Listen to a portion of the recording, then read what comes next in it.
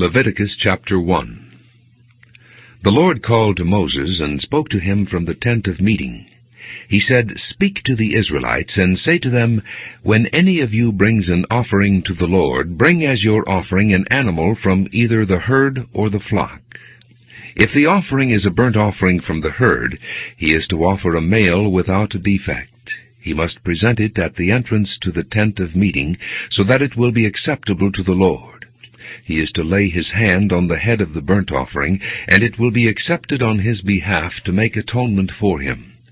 He is to slaughter the young bull before the Lord, and then Aaron's sons, the priests, shall bring the blood and sprinkle it against the altar on all sides at the entrance to the tent of meeting. He is to skin the burnt offering and cut it into pieces. The sons of Aaron the priest are to put fire on the altar and arrange wood on the fire. Then Aaron's sons, the priests, shall arrange the pieces, including the head and the fat, on the burning wood that is on the altar. He is to wash the inner parts and the legs with water, and the priest is to burn all of it on the altar. It is a burnt offering, an offering made by fire, an aroma pleasing to the Lord. If the offering is a burnt offering from the flock, from either the sheep or the goats, he is to offer a male without defect. He is to slaughter it at the north side of the altar before the Lord, and Aaron's sons, the priests, shall sprinkle its blood against the altar on all sides. He is to cut it into pieces, and the priest shall arrange them, including the head and the fat, on the burning wood that is on the altar. He is to wash the inner parts and the legs with water, and the priest is to bring all of it and burn it on the altar. It is a burnt offering, an offering made by fire, an aroma pleasing to the Lord. If the offering to the Lord is a burnt offering of birds, he is to offer a dove or a young pigeon. The priest shall bring it to the altar, wring off the head, and burn it on the altar. Its blood shall be drained out on the side of the altar. He is to remove the crop with its contents, and throw it to the east side of the altar, where the ashes are. He shall tear it open by the wings, not severing it completely, and then the priest shall burn it on the wood that is on the fire on the altar. It is a burnt offering, an offering made by fire, an aroma pleasing to the Lord. Leviticus chapter 2. When someone brings a grain offering to the Lord, his offering is to be a fine flour. He is to pour oil on it, put incense on it, and take it to Aaron's sons the priests. The priest shall take a handful of the fine flour and oil, together with all the incense, and burn this as a memorial portion on the altar, an offering made by fire, an aroma pleasing to the Lord. The rest of the grain offering belongs to Aaron and his sons. It is a most holy part of the offerings made to the Lord by fire. If you bring a grain offering baked in an oven, it is to consist of fine flour, cakes made without yeast and mixed with oil, or wafers made without yeast and spread with oil. If your grain offering is prepared on a griddle, it is to be made of fine flour mixed with oil and without yeast. Crumble it and pour oil on it. It is a grain offering. If your grain offering is cooked in a pan, it is to be made of fine flour and oil. Bring the grain offering made of these things to the Lord. Present it to the priest, who shall take it to the altar. He shall take out the memorial portion from the grain offering and burn it on the altar as an offering made by fire, an aroma pleasing to the Lord. The rest of the grain offering belongs to Aaron and his sons. It is a most holy part of the offerings made to the Lord by fire. Every grain offering you bring to the Lord must be made without yeast, for you are not to burn any yeast or honey in an offering made to the Lord by fire. You may bring them to the Lord as an offering of the first fruits, but they are not to be offered on the altar as a pleasing aroma. Season all your grain offerings with salt. Do not leave the salt of the covenant of your God out of your grain offerings. Add salt to all your offerings. If you bring a grain offering of first fruits to the Lord, offer crushed heads of new grain roasted in the fire. Put oil and incense on it. It is a grain offering. The priest shall burn the memorial portion of the crushed grain and the oil, together with all the incense, as an offering made to the Lord by fire. Leviticus chapter 3. If someone's offering is a fellowship offering, and he offers an animal from the herd, whether male or female, he is to present before the Lord an animal without defect. He is to lay his hand on the head of his offering and slaughter it at the entrance to the tent of meeting. Then Aaron's sons, the priests, shall sprinkle the blood against the altar on all sides. From the fellowship offering he is to bring a sacrifice made to the Lord by fire, all the fat that covers the inner parts or is connected to them, both kidneys with the fat on them near the loins, and the covering of the liver, which he will remove with the kidneys. Then Aaron's sons are to burn it on the altar on top of the burnt offering that is on the burning wood as an offering made by fire, an aroma pleasing to the Lord. If he offers an animal from the flock as a fellowship offering to the Lord, he is to offer a male or female without defect. If he offers a lamb, he is to present it before the Lord. He is to lay his hand on the head of his offering and slaughter it in front of the tent of meeting. Then Aaron's son shall sprinkle its blood against the altar on all sides. From the fellowship offering he is to bring a sacrifice made to the Lord by fire, its fat, the entire fat tail cut off close to the backbone, all the fat that covers the inner parts or is connected to them, both kidneys with the fat on them near the loins, and the covering of the liver, which he will remove with the kidneys. The priest shall burn them on the altar as food, an offering made to the Lord by fire. If his offering is a goat, he is to present it before the Lord. He is to lay his hand on its head and slaughter it in front of the tent of meeting. Then Aaron's son shall sprinkle its blood against the altar on all sides. From what he offers he is to make this offering to the Lord by fire, all the fat that covers the inner parts or is connected to them, both kidneys with the fat on them near the loins, and the covering of the liver, which he will remove with the kidneys. The priest shall burn them on the altar as food, an offering made by fire, a pleasing aroma. All the fat is the Lord's. This is a lasting ordinance for the generations to come. Wherever you live, you must not eat any fat or any blood.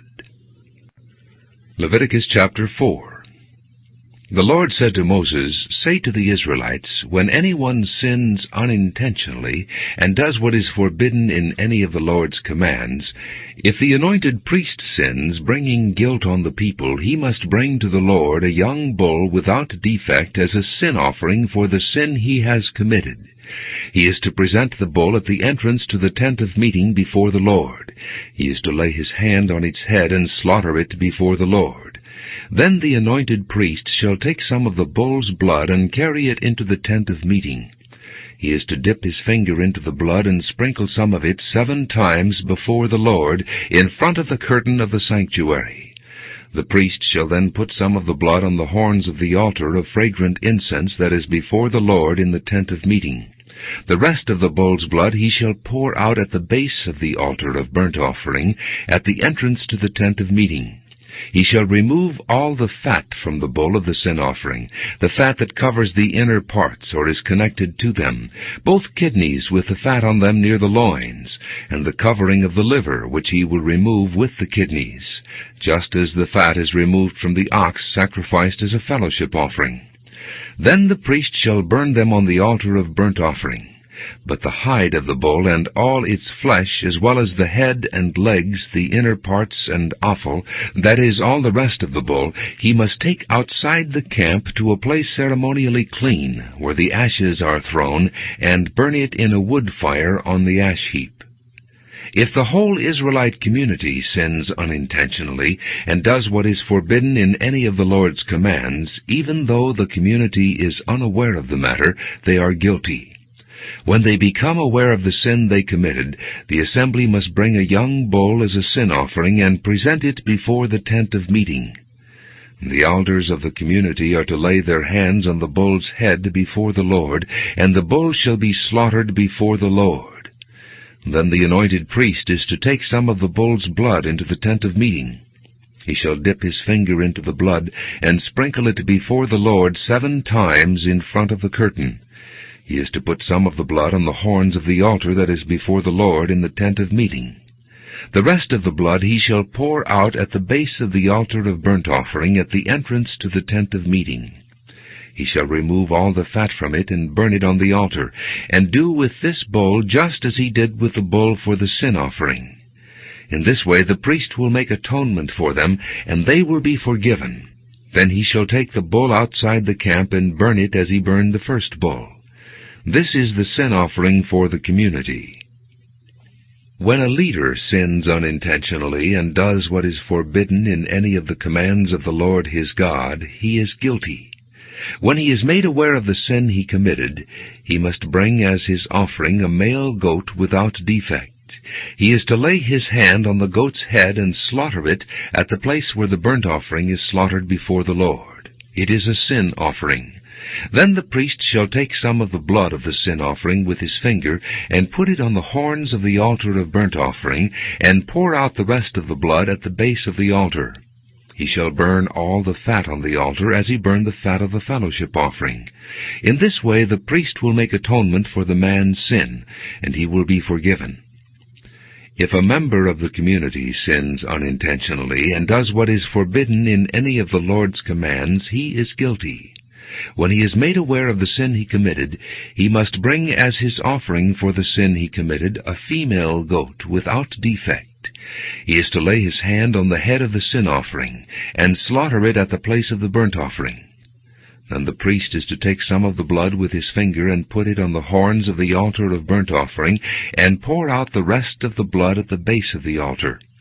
He shall remove all the fat, just as the fat is removed from the fellowship offering, and the priest shall burn it on the altar as an aroma pleasing to the Lord. In this way the priest will make atonement for him, and he will be forgiven. If he brings a lamb as his sin offering, he is to bring a female without defect. He is to lay his hand on its head and slaughter it for a sin offering at the place where the burnt offering is slaughtered.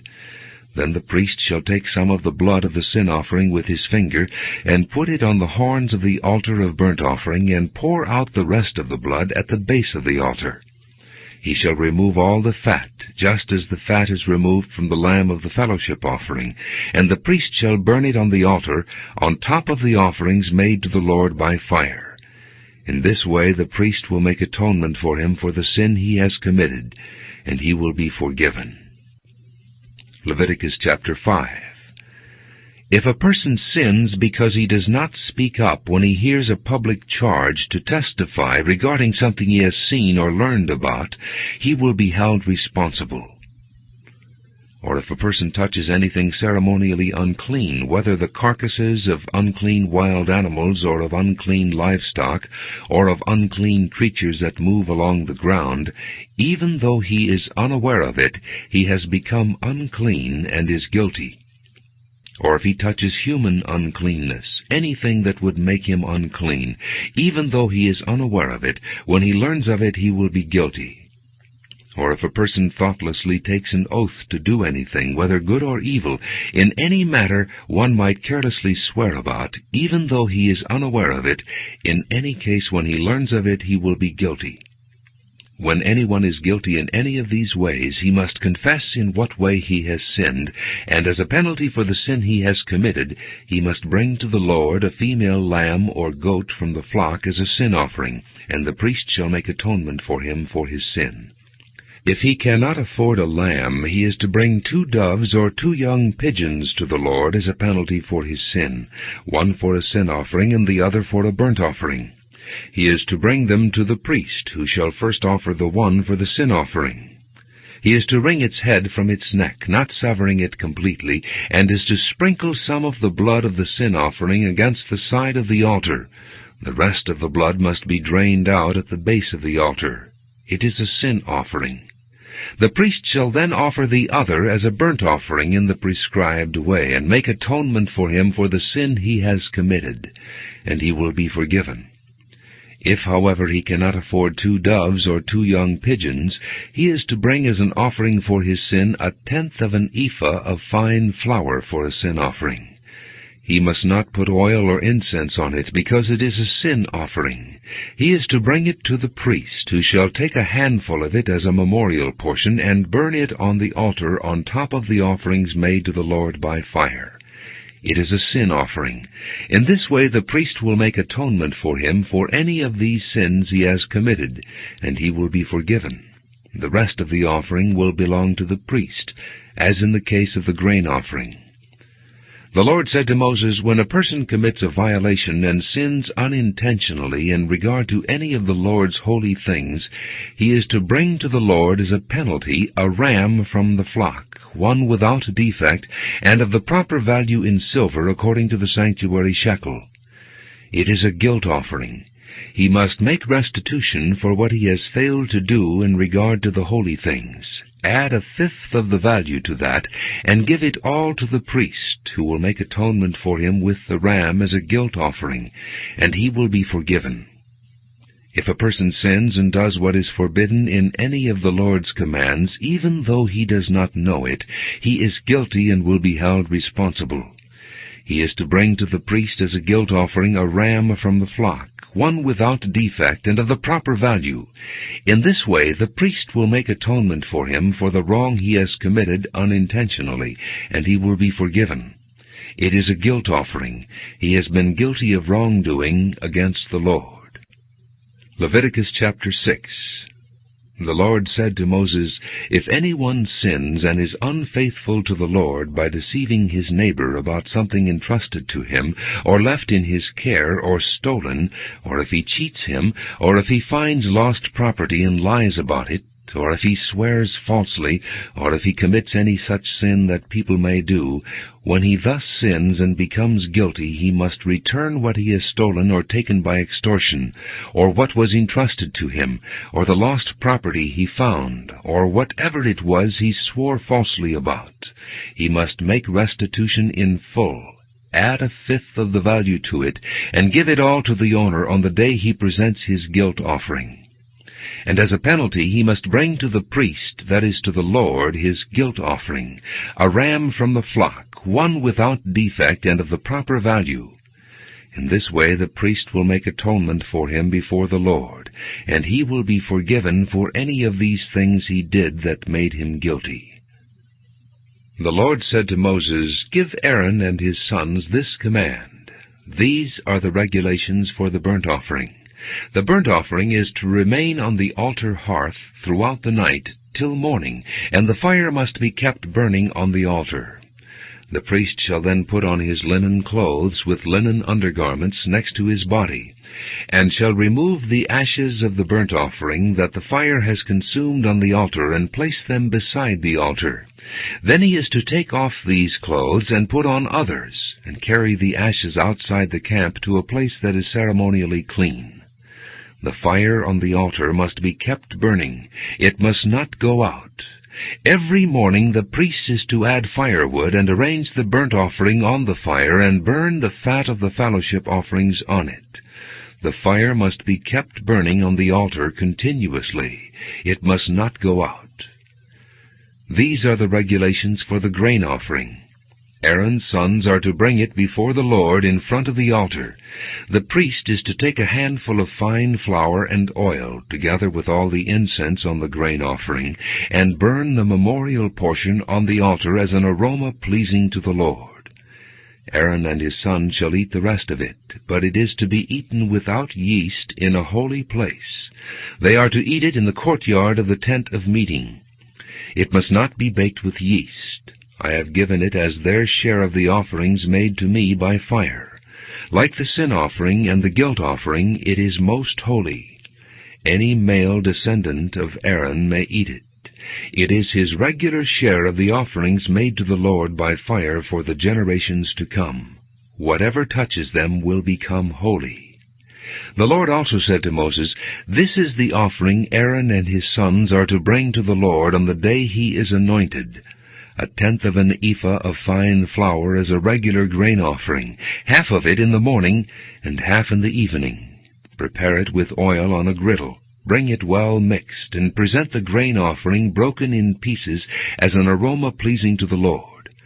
The son who is to succeed him as anointed priest shall prepare it. It is the Lord's regular share, and is to be burned completely. Every grain offering of a priest shall be burned completely. It must not be eaten." The Lord said to Moses, "Say to Aaron and his sons, These are the regulations for the sin offering. The sin offering is to be slaughtered before the Lord in the place the burnt offering is slaughtered. It is most holy. The priest who offers it shall eat it. It is to be eaten in a holy place, in the courtyard of the tent of meeting.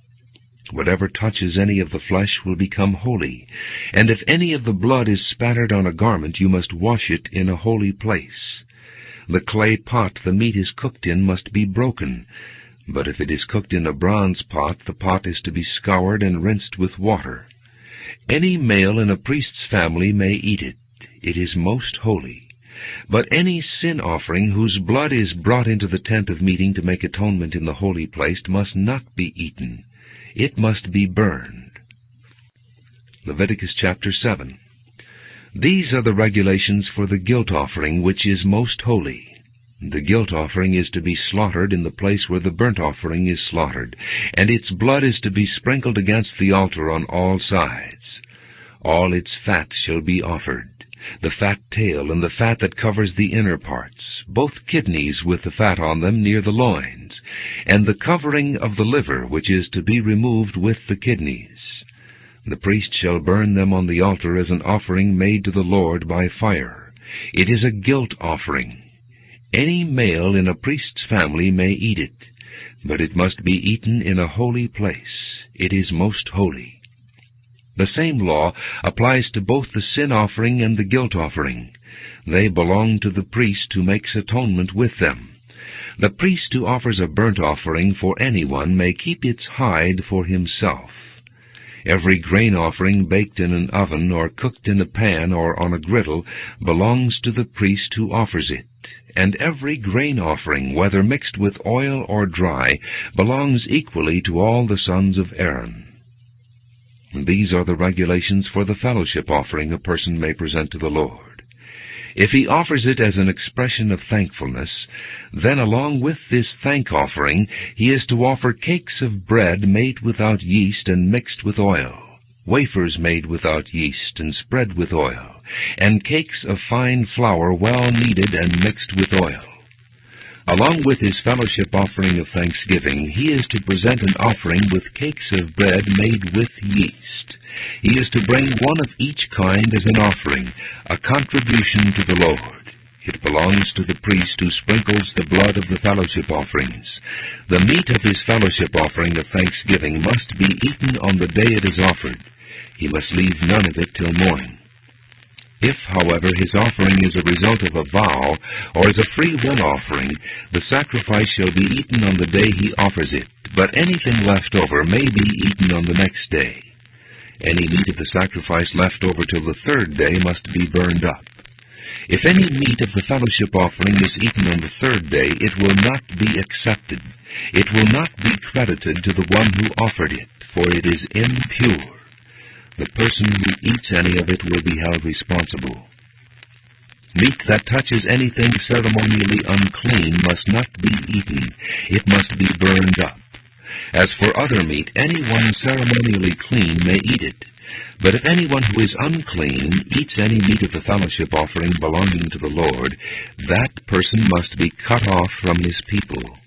If anyone touches something unclean, whether human uncleanness or an unclean animal or any unclean detestable thing, and then eats any of the meat of the fellowship offering belonging to the Lord, that person must be cut off from his people. The Lord said to Moses, "Say to the Israelites, do not eat any of the fat of cattle, sheep, or goats. The fat of an animal found dead or torn by wild animals may be used for any other purpose, but you must not eat it. Anyone who eats the fat of an animal from which an offering by fire may be made to the Lord must be cut off from his people. And wherever you live, you must not eat the blood of any bird or animal. If anyone eats blood, that person must be cut off from his people." The Lord said to Moses, "Say to the Israelites, anyone who brings a fellowship offering to the Lord is to bring part of it as his sacrifice to the Lord. With his own hands he is to bring the offering made to the Lord by fire. He is to bring the fat, together with the breast, and wave the breast before the Lord as a wave offering. The priest shall burn the fat on the altar, but the breast belongs to Aaron and his sons. You are to give the right thigh of your fellowship offerings to the priest as a contribution. The son of Aaron who offers the blood and the fat of the fellowship offering shall have the right thigh as his share. From the fellowship offerings of the Israelites I have taken the breast that is waved and the thigh that is presented, and have given them to Aaron the priest and his sons as their regular share from the Israelites. This is the portion of the offerings made to the Lord by fire that were allotted to Aaron and his sons on the day they were presented to serve the Lord as priests. On the day they were anointed, the Lord commanded that the Israelites give this to them as their regular share for the generations to come.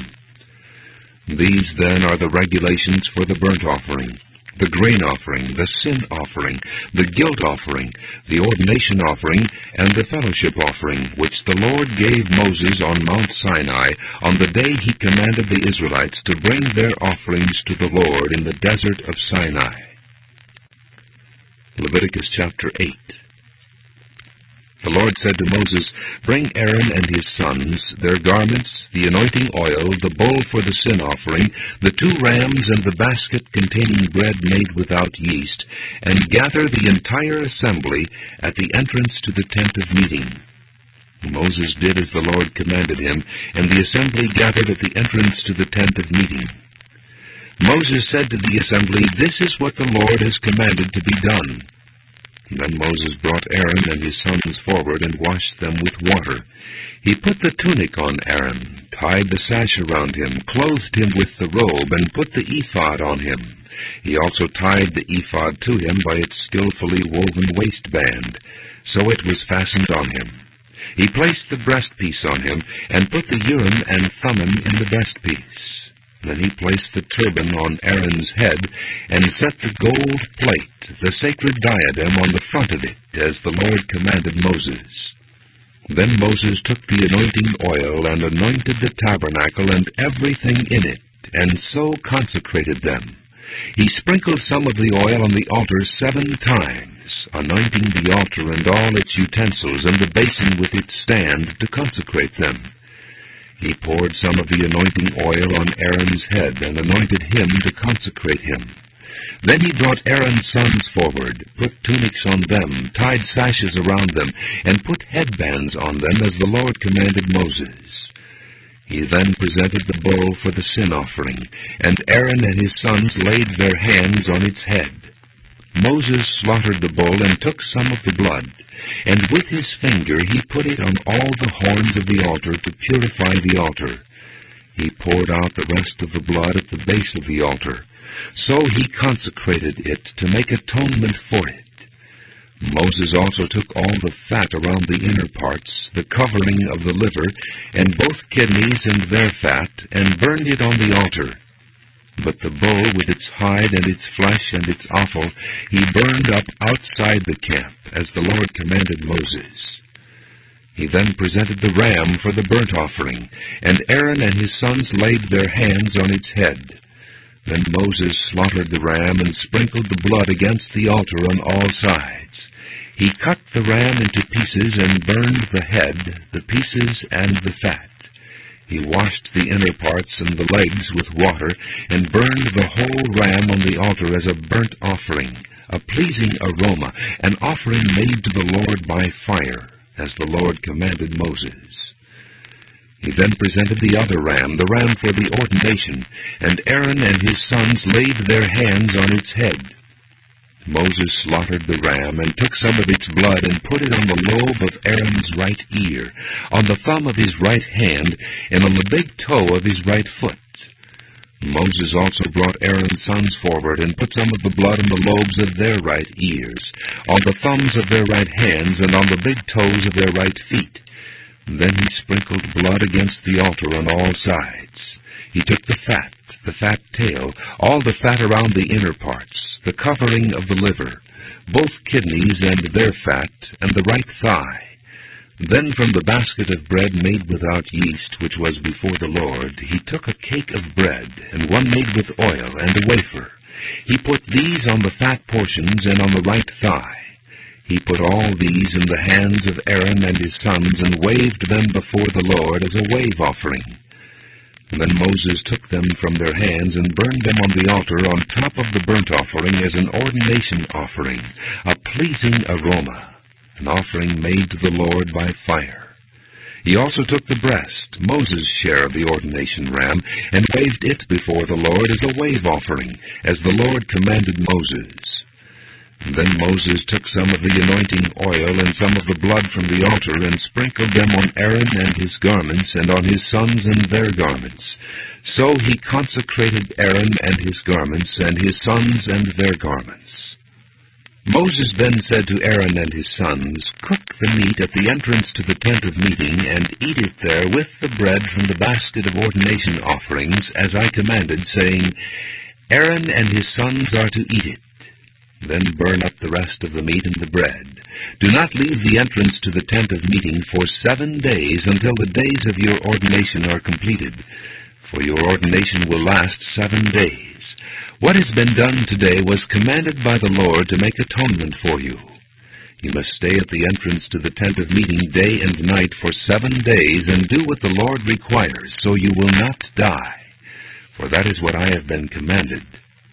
So Aaron and his sons did everything the Lord commanded through Moses. Leviticus chapter 9. On the 8th day Moses summoned Aaron and his sons and the elders of Israel. He said to Aaron, "Take a bull calf for your sin offering and a ram for your burnt offering, both without defect, and present them before the Lord.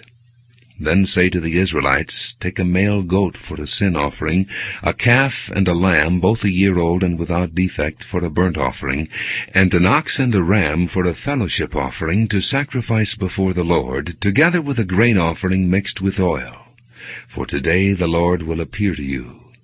They took the things Moses commanded to the front of the tent of meeting, and the entire assembly came near and stood before the Lord. Then Moses said, "This is what the Lord has commanded you to do, so that the glory of the Lord may appear to you." Moses said to Aaron, "Come to the altar and sacrifice your sin offering and your burnt offering, and make atonement for yourself and the people. Sacrifice the offering that is for the people, and make atonement for them, as the Lord has commanded." So Aaron came to the altar and slaughtered the calf as a sin offering for himself. His sons brought the blood to him, and he dipped his finger into the blood and put it on the horns of the altar. The rest of the blood he poured out at the base of the altar. On the altar he burned the fat, the kidneys, and the covering of the liver from the sin offering, as the Lord commanded Moses. The flesh and the hide he burned up outside the camp. Then he slaughtered the burnt offering. His sons handed him the blood, and he sprinkled it against the altar on all sides. They handed him the burnt offering piece by piece, including the head, and he burned them on the altar. He washed the inner parts and the legs and burned them on top of the burnt offering on the altar. Aaron then brought the offering that was for the people. He took the goat for the people's sin offering and slaughtered it and offered it for the sin offering, as he did with the first one. He brought the burnt offering and offered it in the prescribed way. He also brought the grain offering, took a handful of it, and burned it on the altar, in addition to the morning's burnt offering. He slaughtered the ox and the ram as the fellowship offering for the people. His sons handed him the blood, and he sprinkled it against the altar on all sides. But the fat portions of the ox and the ram, the fat tail, the layer of fat, the kidneys, and the covering of the liver, these they laid on the breasts, and then Aaron burned the fat on the altar. Aaron waved the breasts and the right thigh before the Lord as a wave offering, as Moses commanded. Then Aaron lifted his hands toward the people and blessed them. And having sacrificed the sin offering, the burnt offering, and the fellowship offering, he stepped down. Moses and Aaron then went into the tent of meeting. When they came out, they blessed the people, and the glory of the Lord appeared to all the people. Fire came out from the presence of the Lord and consumed the burnt offering and the fat portions on the altar. And when all the people saw it, they shouted for joy and fell face down. Leviticus chapter 10. Aaron's sons Nadab and Abihu took their censers, put fire in them, and added incense. And they offered unauthorized fire before the Lord, contrary to his command. So fire came out from the presence of the Lord and consumed them, and they died before the Lord. Moses then said to Aaron, "This is what the Lord spoke of when he said, 'Among those who approach me I will show myself holy. In the sight of all the people I will be honored.'" Aaron remained silent.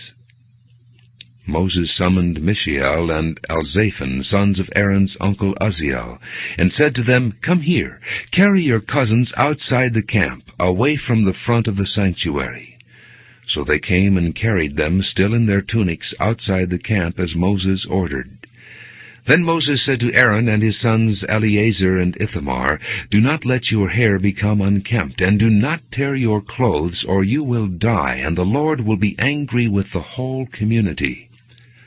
But your relatives, all the house of Israel, may mourn for those the Lord has destroyed by fire. Do not leave the entrance to the tent of meeting, or you will die, because the Lord's anointing oil is on you." So they did as Moses said. Then the Lord said to Aaron, "You and your sons are not to drink wine or other fermented drink whenever you go into the tent of meeting, or you will die. This is a lasting ordinance for the generations to come. You must distinguish between the holy and the common, between the unclean and the clean. And you must teach the Israelites all the decrees the Lord has given them through Moses." Moses said to Aaron and his remaining sons, Eleazar and Ithamar, "Take the grain offering left over from the offerings made to the Lord by fire, and eat it prepared without yeast beside the altar, for it is most holy. Eat it in a holy place, because it is your share and your son's share of the offerings made to the Lord by fire, for so I have been commanded. But you and your sons and your daughters may eat the breast that was waved and the thigh that was presented. Eat them in a ceremonially clean place. They have been given to you and your children as your share of the Israelites' fellowship offerings. The thigh that was presented and the breast that was waved must be brought with the fat portions of the offerings made by fire, to be waved before the Lord as a wave offering. This will be the regular share for you and your children, as the Lord has commanded." When Moses inquired about the goat of the sin offering and found that it had been burned up, he was angry with Eleazar and Ithamar, Aaron's remaining sons, and asked, "Why didn't you eat the sin offering in the sanctuary area? It is most holy. It was given to you to take away the guilt of the community by making atonement for them before the Lord. Since its blood was not taken into the holy place, you should have eaten the goat in the sanctuary area as I commanded." Aaron replied to Moses, "Today they sacrificed their sin offering and their burnt offering before the Lord, but such things as this have happened to me. Would the Lord have been pleased if I had eaten the sin offering today?" When Moses heard this, he was satisfied. Leviticus chapter 11. The Lord said to Moses and Aaron, "Say to the Israelites, of all the animals that live on land, these are the ones you may eat. You may eat any animal that has a split hoof completely divided, and that chews the cud. There are some that only chew the cud, or only have a split hoof, but you must not eat them. The camel, though it chews the cud, does not have a split hoof. It is ceremonially unclean for you. The coney, though it chews the cud, does not have a split hoof. It is unclean for you. The rabbit, though it chews the cud, does not have a split hoof. It is unclean for you. And the pig, though it has a split hoof completely divided, does not chew the cud. It is unclean for you. You must not eat their meat or touch their carcasses. They are unclean for you. Of all the creatures living in the water of the seas and the streams, you may eat any that have fins and scales. But all creatures in the seas or streams that do not have fins and scales, whether among all the swarming things or among all the other living creatures in the water, you are to detest. And since you are to detest them, you must not eat their meat, and you must detest their carcasses. Anything living in the water that does not have fins and scales is to be detestable to you. These are the birds you are to detest and not eat, because they are detestable: the eagle, the vulture, the black vulture, the red kite, any kind of black kite, any kind of raven, the horned owl, the screech owl, the gull, any kind of hawk, the little owl, the cormorant, the great owl, the white owl, the desert owl, the osprey, the stork, any kind of heron, the hoopoe and the bat. All flying insects that walk on all fours are to be detestable to you. There are, however, some winged creatures that walk on all fours that you may eat, those that have jointed legs for hopping on the ground. Of these you may eat any kind of locust, katydid, cricket, or grasshopper, but all other winged creatures that have 4 legs you are to detest. You will make yourselves unclean by these. Whoever touches their carcasses will be unclean till evening. Whoever picks up one of their carcasses must wash his clothes, and he will be unclean till evening. Every animal that has a split hoof not completely divided, or that does not chew the cud, is unclean for you. Whoever touches the carcass of any of them will be unclean. Of all the animals that walk on all fours, those that walk on their paws are unclean for you. Whoever touches their carcasses will be unclean till evening. Anyone who picks up their carcasses must wash his clothes, and he will be unclean till evening. They are unclean for you. Of the animals that move about on the ground, these are unclean for you: the weasel, the rat, any kind of great lizard, the gecko, the monitor lizard, the wall lizard, the skink, and the chameleon. Of all those that move along the ground, these are unclean for you. Whoever touches them when they are dead will be unclean till evening. When one of them dies and falls on something, that article, whatever its use, will be unclean, whether it is made of wood, cloth, hide, or sackcloth. Put it in water. It will be unclean till evening, and then it will be clean. If one of them falls into a clay pot, everything in it will be unclean, and you must break the pot. Any food that could be eaten but has water on it from such a pot is unclean, and any liquid that could be drunk from it is unclean. Anything that one of their carcasses falls on becomes unclean. An oven or cooking pot must be broken up. They are unclean, and you are to regard them as unclean. A spring, however, or a cistern for collecting water remains clean, but anyone who touches one of these carcasses is unclean. If a carcass falls on any seeds that are to be planted, they remain clean. But if water has been put on the seed, and a carcass falls on it, it is unclean for you. If an animal that you are allowed to eat dies, anyone who touches the carcass will be unclean till evening.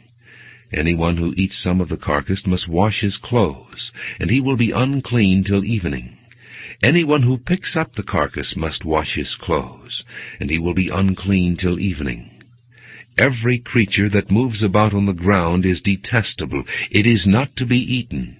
You are not to eat any creature that moves about on the ground, whether it moves on its belly or walks on all fours or on many feet.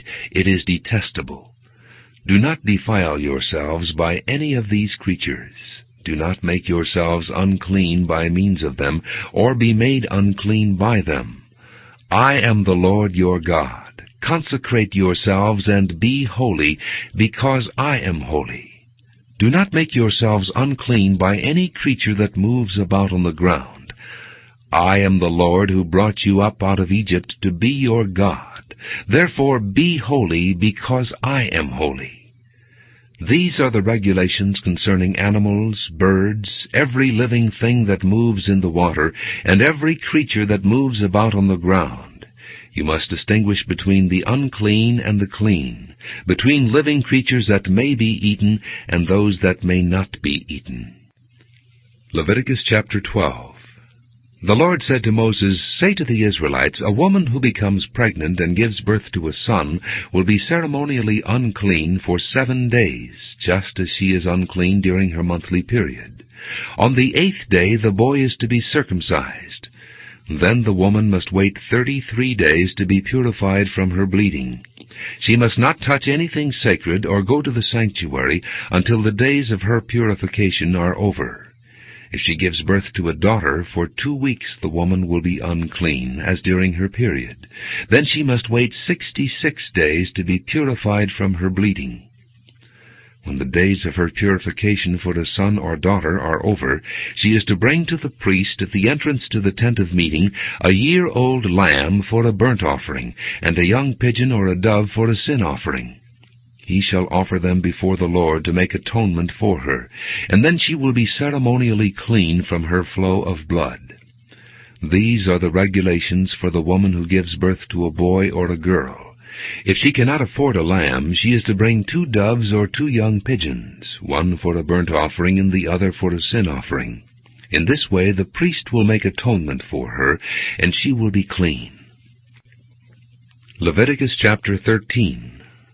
The Lord said to Moses and Aaron, "When anyone has a swelling or a rash or a bright spot on his skin that may become an infectious skin disease, he must be brought to Aaron the priest or to one of his sons who is a priest. The priest is to examine the sore on his skin, and if the hair in the sore has turned white, and the sore appears to be more than skin deep, it is an infectious skin disease. When the priest examines him, he shall pronounce him ceremonially unclean. If the spot on his skin is white, but does not appear to be more than skin deep, and the hair in it has not turned white, the priest is to put the infected person in isolation for 7 days. On the 7th day the priest is to examine him, and if he sees that the sore is unchanged and has not spread in the skin, he is to keep him in isolation another 7 days. On the 7th day the priest is to examine him again, and if the sore has faded and has not spread in the skin, the priest shall pronounce him clean. It is only a rash. The man must wash his clothes, and he will be clean. But if the rash does spread in his skin after he has shown himself to the priest to be pronounced clean, he must appear before the priest again. The priest is to examine him, and if the rash has spread in the skin, he shall pronounce him unclean. It is an infectious disease. When anyone has an infectious skin disease, he must be brought to the priest. The priest is to examine him, and if there is a white swelling in the skin that has turned the hair white, and if there is raw flesh in the swelling, it is a chronic skin disease, and the priest shall pronounce him unclean. He is not to put him in isolation, because he is already unclean.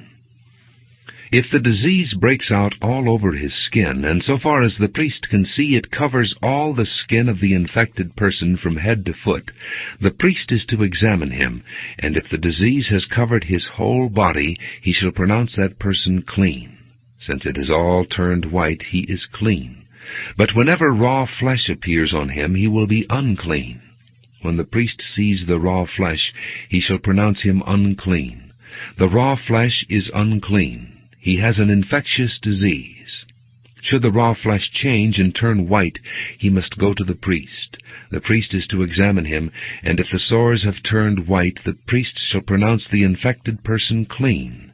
Then he will be clean. When someone has a boil on his skin and it heals, and in the place where the boil was a white swelling or reddish-white spot appears, he must present himself to the priest. The priest is to examine it, and if it appears to be more than skin deep, and the hair in it has turned white, the priest shall pronounce him unclean. It is an infectious skin disease that has broken out where the boil was.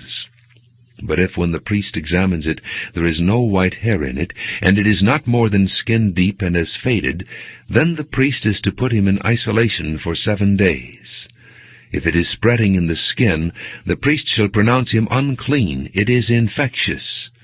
But if the spot is unchanged and has not spread, it is only a scar from the boil, and the priest shall pronounce him clean. When someone has a burn on his skin, and a reddish-white or white spot appears in the raw flesh of the burn, the priest is to examine the spot, and if the hair in it has turned white, and it appears to be more than skin deep, it is an infectious disease that is broken out in the burn. The priest shall pronounce him unclean. It is an infectious skin disease. But if the priest examines it, and there is no white hair in the spot, and if it is not more than skin deep and has faded, then the priest is to put him in isolation for 7 days. On the 7th day the priest is to examine him, and if it is spreading in the skin, the priest shall pronounce him unclean. It is an infectious skin disease. If, however, the spot is unchanged, and has not spread in the skin, but has faded, it is a swelling from the burn, and the priest shall pronounce him clean. It is only a scar from the burn. If a man or woman has a sore on the head or on the chin, the priest is to examine the sore, and if it appears to be more than skin deep, and the hair in it is yellow and thin, the priest shall pronounce that person unclean. It is an itch, an infectious disease of the head or chin. But if when the priest examines this kind of sore, it does not seem to be more than skin deep, and there is no black hair in it, then the priest is to put the infected person in isolation for 7 days. On the 7th day the priest is to examine the sore, and if the itch has not spread, and there is no yellow hair in it, and it does not appear to be more than skin deep, he must be shaved except for the diseased area, and the priest is to keep him in isolation another 7 days. On the 7th day the priest is to examine the itch, and if it has not spread in the skin, and appears to be no more than skin deep, the priest shall pronounce him clean. He must wash his clothes, and he will be clean. But if the itch does spread in the skin after he is pronounced clean, the priest is to examine him, and if the itch has spread in the skin, the priest does not need to look for yellow hair. The person is unclean. If, however, in his judgment it is unchanged, and black hair has grown in it, the itch is healed. He is clean, and the priest shall pronounce him clean. When a man or woman has white spots on the skin, the priest is to examine them, and if the spots are dull white, it is a harmless rash that has broken out on the skin. That person is clean. When a man has lost his hair and is bald, he is clean. If he has lost his hair from the front of his scalp and has a bald forehead, he is clean. But if he has a reddish-white sore on his bald head or forehead, it is an infectious disease breaking out on his head or forehead. The priest is to examine him, and if the swollen sore on his head or forehead is reddish-white like an infectious skin disease, the man is diseased and is unclean. The priest shall pronounce him unclean because of the sore on his head. The person with such an infectious disease must wear torn clothes. Let his hair be unkempt. Cover the lower part of his face and cry out, "Unclean! Unclean!" As long as he has the infection, he remains unclean. He must live alone. He must live outside the camp. If any clothing is contaminated with mildew, any woolen or linen clothing, any woven or knitted material of linen or wool, any leather or anything made of leather, and if the contamination in the clothing or leather or woven or knitted material or any leather article is greenish or reddish, it is a spreading mildew and must be shown to the priest. The priest is to examine the mildew and isolate the affected article for 7 days. On the 7th day he is to examine it, and if the mildew has spread in the clothing, or the woven or knitted material, or the leather, whatever its use, it is a destructive mildew. The article is unclean. He must burn up the clothing, or the woven or knitted material of wool or linen, or any leather article that has the contamination in it, because the mildew is destructive. The article must be burned up. But if, when the priest examines it, the mildew has not spread in the clothing, or the woven or knitted material, or the leather article, he shall order that the contaminated article be washed. Then he is to isolate it for another 7 days. After the affected article has been washed, the priest is to examine it. And if the mildew has not changed its appearance, even though it has not spread, it is unclean. Burn it with fire, whether the mildew has affected one side or the other. If, when the priest examines it, the mildew has faded after the article has been washed, he is to tear the contaminated part out of the clothing, or the leather, or the woven or knitted material. But if it reappears in the clothing, or in the woven or knitted material, or in the leather article, it is spreading, and whatever has the mildew must be burned with fire. The clothing, or the woven or knitted material, or any leather article that has been washed and is rid of the mildew, must be washed again, and it will be clean. These are the regulations concerning contamination by mildew in woolen or linen clothing, woven or knitted material, or any leather article, for pronouncing them clean or unclean. Leviticus chapter 14. The Lord said to Moses, "These are the regulations for the diseased person at the time of his ceremonial cleansing, when he is brought to the priest. The priest is to go outside the camp and examine him. If the person has been healed of his infectious skin disease, the priest shall order that 2 live clean birds and some cedar wood, scarlet yarn, and hyssop be brought for the one to be cleansed. Then the priest shall order that one of the birds be killed over fresh water in a clay pot. He is then to take the live bird and dip it, together with the cedar wood, the scarlet yarn, and the hyssop, into the blood of the bird that was killed over the fresh water. 7 times he shall sprinkle the one to be cleansed of the infectious disease, and pronounce him clean. Then he is to release the live bird in the open fields. The person to be cleansed must wash his clothes, shave off all his hair, and bathe with water. Then he will be ceremonially clean. After this he may come into the camp, but he must stay outside his tent for 7 days. On the 7th day he must shave off all his hair. He must shave his head, his beard, his eyebrows, and the rest of his hair. He must wash his clothes and bathe himself with water, and he will be clean. On the 8th day he must bring 2 male lambs and 1 ewe lamb a year old, each without defect, along with 3/10 of an ephah of fine flour mixed with oil for a grain offering, and 1 log of oil. The priest who pronounces him clean shall present both the one to be cleansed and his offerings before the Lord at the entrance to the tent of meeting. Then the priest is to take one of the male lambs and offer it as a guilt offering, along with the log of oil. He shall wave them before the Lord as a wave offering. He is to slaughter the lamb in the holy place where the sin offering and the burnt offering are slaughtered. Like the sin offering, the guilt offering belongs to the priest. It is most holy. The priest is to take some of the blood of the guilt offering and put it on the lobe of the right ear of the one to be cleansed, on the thumb of his right hand, and on the big toe of his right foot. The priest shall then take some of the log of oil, pour it in the palm of his own left hand, dip his right forefinger into the oil in his palm, and with his fingers sprinkle some of it before the Lord 7 times. The priest is to put some of the oil remaining in his palm on the lobe of the right ear of the one to be cleansed, on the thumb of his right hand, and on the big toe of his right foot, on top of the blood of the guilt offering.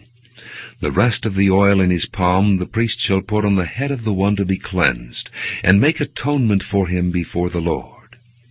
Then the priest is to sacrifice the sin offering and make atonement for the one to be cleansed from his uncleanness. After that the priest shall slaughter the burnt offering and offer it on the altar, together with the grain offering, and make atonement for him, and he will be clean. If, however, he is poor and cannot afford these, he must take 1 male lamb as a guilt offering to be waved to make atonement for him, together with 1/10 of an ephah of fine flour mixed with oil for a grain offering, a log of oil, and 2 doves or 2 young pigeons which he can afford, one for a sin offering and the other for a burnt offering. On the 8th day he must bring them for his cleansing to the priest at the entrance to the tent of meeting before the Lord. The priest is to take the lamb for the guilt offering, together with the log of oil, and wave them before the Lord as a wave offering. He shall slaughter the lamb for the guilt offering, and take some of its blood, and put it on the lobe of the right ear of the one to be cleansed, on the thumb of his right hand, and on the big toe of his right foot. The priest is to pour some of the oil into the palm of his own left hand, and with his right forefinger sprinkle some of the oil from his palm 7 times before the Lord. Some of the oil in his palm he is to put on the same places he put the blood of the guilt offering, on the lobe of the right ear of the one to be cleansed, on the thumb of his right hand, and on the big toe of his right foot. The rest of the oil in his palm the priest shall put on the head of the one to be cleansed, to make atonement for him before the Lord. Then he shall sacrifice the doves or the young pigeons which the person can afford, one as a sin offering and the other as a burnt offering, together with the grain offering. In this way the priest will make atonement before the Lord on behalf of the one to be cleansed. These are the regulations for anyone who has an infectious skin disease and who cannot afford the regular offerings for his cleansing. The Lord said to Moses and Aaron, "When you enter the land of Canaan, which I am giving you as your possession, and I put a spreading mildew in a house in that land, the owner of the house must go and tell the priest, 'I have seen something that looks like mildew in my house.' The priest is to order the house to be emptied before he goes in to examine the mildew, so that nothing in the house will be pronounced unclean. After this, the priest is to go in and inspect the house. He is to examine the mildew on the walls, and if it has greenish or reddish depressions that appear to be deeper than the surface of the wall, the priest shall go out the doorway of the house and close it up for 7 days. On the 7th day the priest shall return to inspect the house. If the mildew has spread on the walls, he is to order that the contaminated stones be torn out and thrown into an unclean place outside the town. He must have all the inside walls of the house scraped, and the material that is scraped off dumped into an unclean place outside the town.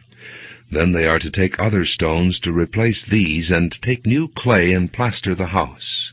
If the mildew reappears in the house after the stones have been torn out, and the house scraped and plastered, the priest is to go and examine it. And if the mildew has spread in the house, it is a destructive mildew. The house is unclean. It must be torn down, its stones, timbers, and all the plaster, and taken out of the town to an unclean place. Anyone who goes into the house while it is closed up will be unclean till evening.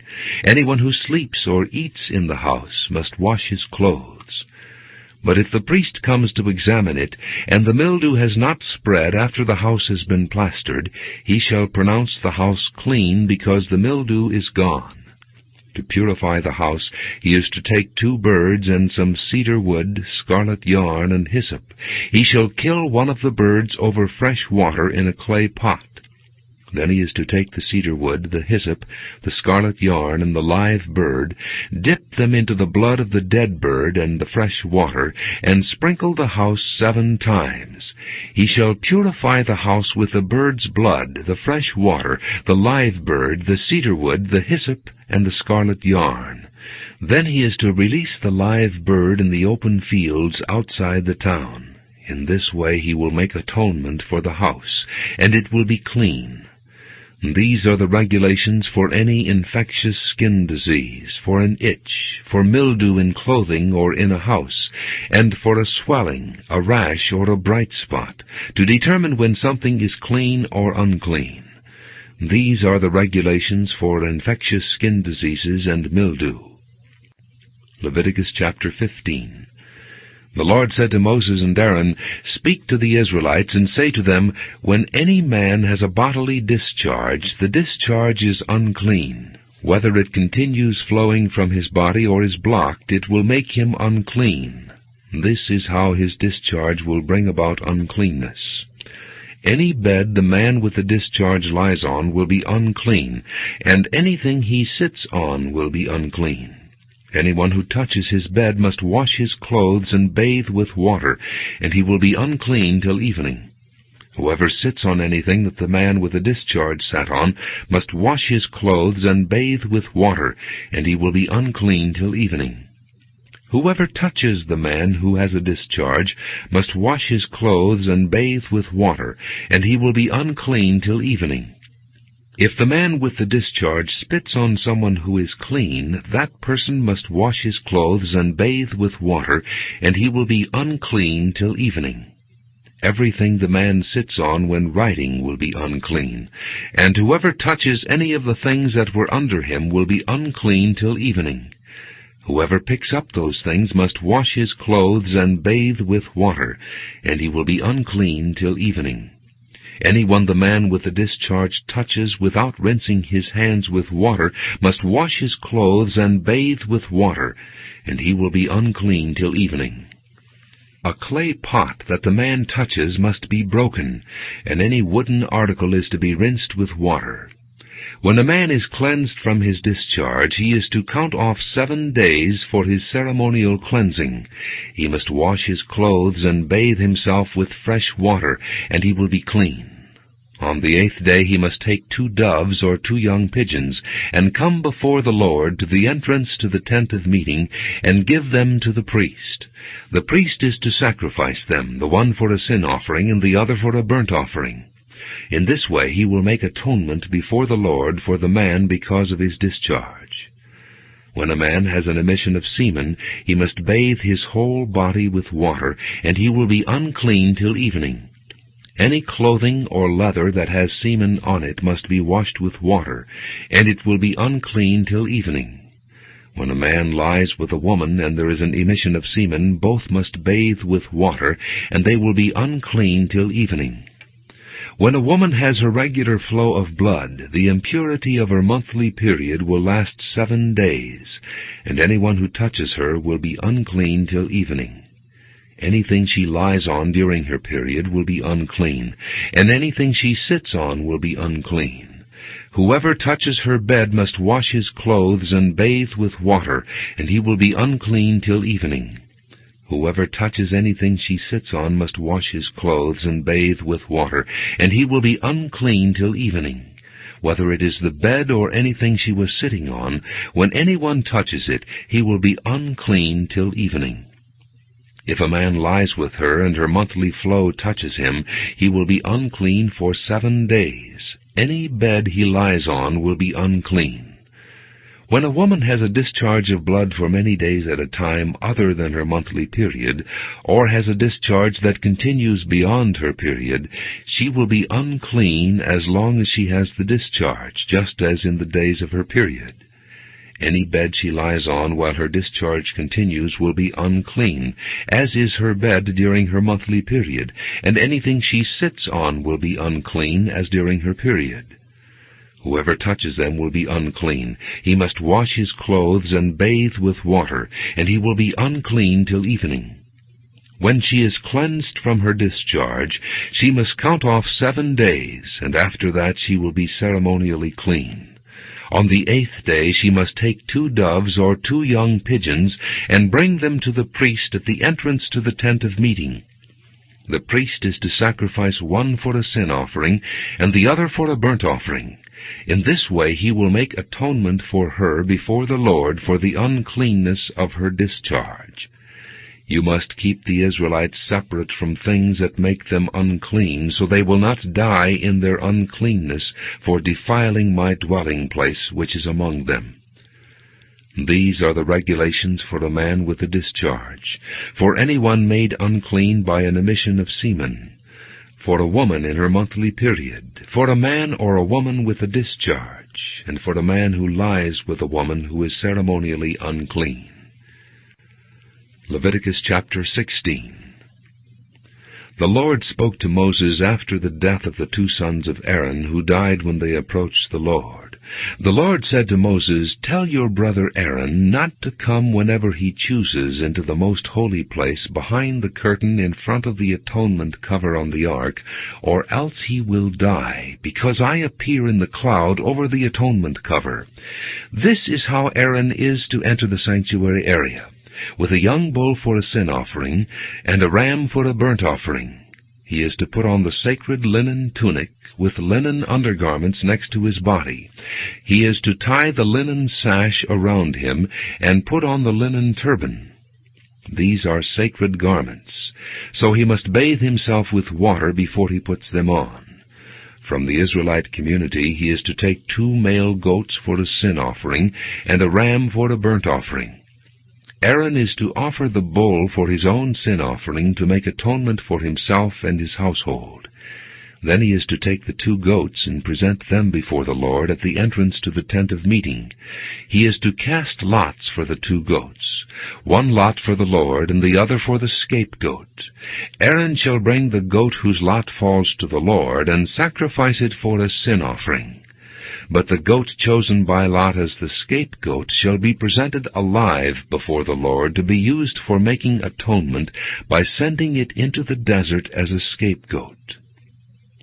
Aaron shall bring the bull for his own sin offering to make atonement for himself and his household, and he is to slaughter the bull for his own sin offering. He is to take a censer full of burning coals from the altar before the Lord, and 2 handfuls of finely ground fragrant incense, and take them behind the curtain. He is to put the incense on the fire before the Lord, and the smoke of the incense will conceal the atonement cover above the testimony, so that he will not die. He is to take some of the bull's blood, and with his fingers sprinkle it on the front of the atonement cover. Then he shall sprinkle some of it with his fingers 7 times before the atonement cover. He shall then slaughter the goat for the sin offering for the people, and take its blood behind the curtain, and do with it as he did with the bull's blood. He shall sprinkle it on the atonement cover and in front of it. In this way he will make atonement for the most holy place, because of the uncleanness and rebellion of the Israelites, whatever their sins have been.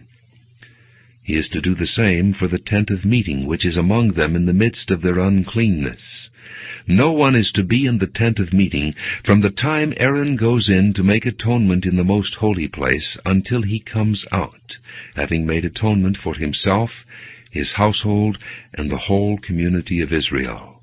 Then he shall come out to the altar that is before the Lord, and make atonement for it. He shall take some of the bull's blood and some of the goat's blood, and put it on all the horns of the altar. He shall sprinkle some of the blood on it with his fingers 7 times to cleanse it, and to consecrate it from the uncleanness of the Israelites. When Aaron has finished making atonement for the most holy place, the tent of meeting and the altar, he shall bring forward the live goat. He is to lay both hands on the head of the live goat, and confess over it all the wickedness and rebellion of the Israelites, all their sins, and put them on the goat's head. He shall send the goat away into the desert in the care of a man appointed for the task. The goat will carry on itself all their sins to a solitary place, and the man shall release it in the desert. Then Aaron is to go into the tent of meeting and take off the linen garments he put on before he entered the most holy place, and he is to leave them there.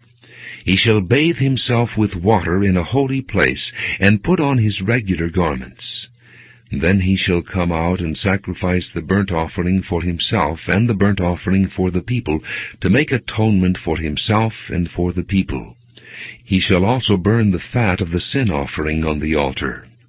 The man who releases the goat as a scapegoat must wash his clothes and bathe himself with water. Afterward he may come into the camp. The bull and the goat for the sin offerings, whose blood was brought into the most holy place to make atonement, must be taken outside the camp. Their hides, flesh, and offal are to be burned up. The man who burns them must wash his clothes and bathe himself with water. Afterward he may come into the camp. This is to be a lasting ordinance for you. On the 10th day of the 7th month you must deny yourselves, and not do any work, whether native-born or an alien living among you, because on this day atonement will be made for you, to cleanse you. Then before the Lord you will be clean from all your sins. It is a Sabbath of rest, and you must deny yourselves. It is a lasting ordinance. The priest who is anointed and ordained to succeed his father as high priest is to make atonement. He is to put on the sacred linen garments and make atonement for the most holy place, for the tent of meeting and the altar, and for the priests and all the people of the community. This is to be a lasting ordinance for you. Atonement is to be made once a year for all the sins of the Israelites. And it was done as the Lord commanded Moses. Leviticus chapter 17. The Lord said to Moses, "Speak to Aaron and his sons and to all the Israelites, and say to them, This is what the Lord has commanded. Any Israelite who sacrifices an ox, a lamb, or a goat, in the camp or outside of it, instead of bringing it to the entrance to the tent of meeting to present it as an offering to the Lord in front of the tabernacle of the Lord, that man shall be considered guilty of bloodshed. He has shed blood and must be cut off from his people. This is so the Israelites will bring to the Lord the sacrifices they are now making in the open fields. They must bring them to the priest, that is, to the Lord, at the entrance to the tent of meeting, and sacrifice them as fellowship offerings. The priest is to sprinkle the blood against the altar of the Lord at the entrance to the tent of meeting, and burn the fat as an aroma pleasing to the Lord. They must no longer offer any of their sacrifices to the goat idols to whom they prostitute themselves. This is to be a lasting ordinance for them and for the generations to come. Say to them, any Israelite or any alien living among them who offers a burnt offering or sacrifice, and does not bring it to the entrance to the tent of meeting to sacrifice it to the Lord, that man must be cut off from his people. Any Israelite or any alien living among them who eats any blood, I will set my face against that person who eats blood, and will cut him off from his people. For the life of a creature is in the blood, and I have given it to you to make atonement for yourselves on the altar. It is the blood that makes atonement for one's life. Therefore I say to the Israelites, none of you may eat blood, nor may an alien living among you eat blood. Any Israelite or any alien living among you who hunts any animal or bird that may be eaten must drain out the blood and cover it with earth, because the life of every creature is its blood. That is why I have said to the Israelites, you must not eat the blood of any creature, because the life of every creature is its blood. Anyone who eats it must be cut off. Anyone, whether native-born or alien, who eats anything found dead or torn by wild animals must wash his clothes and bathe with water, and he will be ceremonially unclean till evening. Then he will be clean. But if he does not wash his clothes and bathe himself, he will be held responsible. Leviticus chapter 18. The Lord said to Moses, Speak to the Israelites and say to them, I am the Lord your God. You must not do as they do in Egypt, where you used to live, and you must not do as they do in the land of Canaan, where I am bringing you. Do not follow their practices. You must obey my laws and be careful to follow my decrees. I am the Lord your God. Keep my decrees and laws, for the man who obeys them will live by them. I am the Lord. No one is to approach any close relative to have sexual relations. I am the Lord. Do not dishonor your father by having sexual relations with your mother. She is your mother. Do not have relations with her. Do not have sexual relations with your father's wife. That would dishonor your father. Do not have sexual relations with your sister, either your father's daughter or your mother's daughter, whether she was born in the same home or elsewhere. Do not have sexual relations with your son's daughter or your daughter's daughter. That would dishonor you. Do not have sexual relations with the daughter of your father's wife, born to your father. She is your sister. Do not have sexual relations with your father's sister. She is your father's close relative. Do not have sexual relations with your mother's sister, because she is your mother's close relative. Do not dishonor your father's brother by approaching his wife to have sexual relations. She is your aunt. Do not have sexual relations with your daughter-in-law. She is your son's wife. Do not have relations with her. Do not have sexual relations with your brother's wife. That would dishonor your brother. Do not have sexual relations with both a woman and her daughter. Do not have sexual relations with either her son's daughter or her daughter's daughter. They are her close relatives. That is wickedness. Do not take your wife's sister as a rival wife and have sexual relations with her while your wife is living. Do not approach a woman to have sexual relations during the uncleanness of her monthly period. Do not have sexual relations with your neighbor's wife and defile yourself with her. Do not give any of your children to be sacrificed to Molech, for you must not profane the name of your God. I am the Lord. Do not lie with a man as one lies with a woman. That is detestable. Do not have sexual relations with an animal and defile yourself with it. A woman must not present herself to an animal to have sexual relations with it. That is a perversion. Do not defile yourselves in any of these ways, because this is how the nations that I am going to drive out before you became defiled. Even the land was defiled, so I punished it for its sin, and the land vomited out its inhabitants. but you must keep my decrees and my laws. The native born and the aliens living among you must not do any of these detestable things. For all these things were done by the people who lived in the land before you, and the land became defiled. And if you defile the land, it will vomit you out, as it vomited out the nations that were before you. Every one who does any of these detestable things, such persons must be cut off from their people. Keep my requirements, and do not follow any of the detestable customs that were practiced before you came, and do not defile yourselves with them. I am the Lord your God. Leviticus chapter 19. The Lord said to Moses, Speak to the entire assembly of Israel, and say to them, Be holy, because I, the Lord your God, am holy. Each of you must respect his mother and father, and you must observe my Sabbaths. I am the Lord your God. Do not turn to idols or make gods of cast metal for yourselves. I am the Lord your God. When you sacrifice a fellowship offering to the Lord, sacrifice it in such a way that it will be accepted on your behalf. It shall be eaten on the day you sacrifice it, or on the next day. Anything left over until the third day must be burned up. If any of it is eaten on the third day, it is impure and will not be accepted.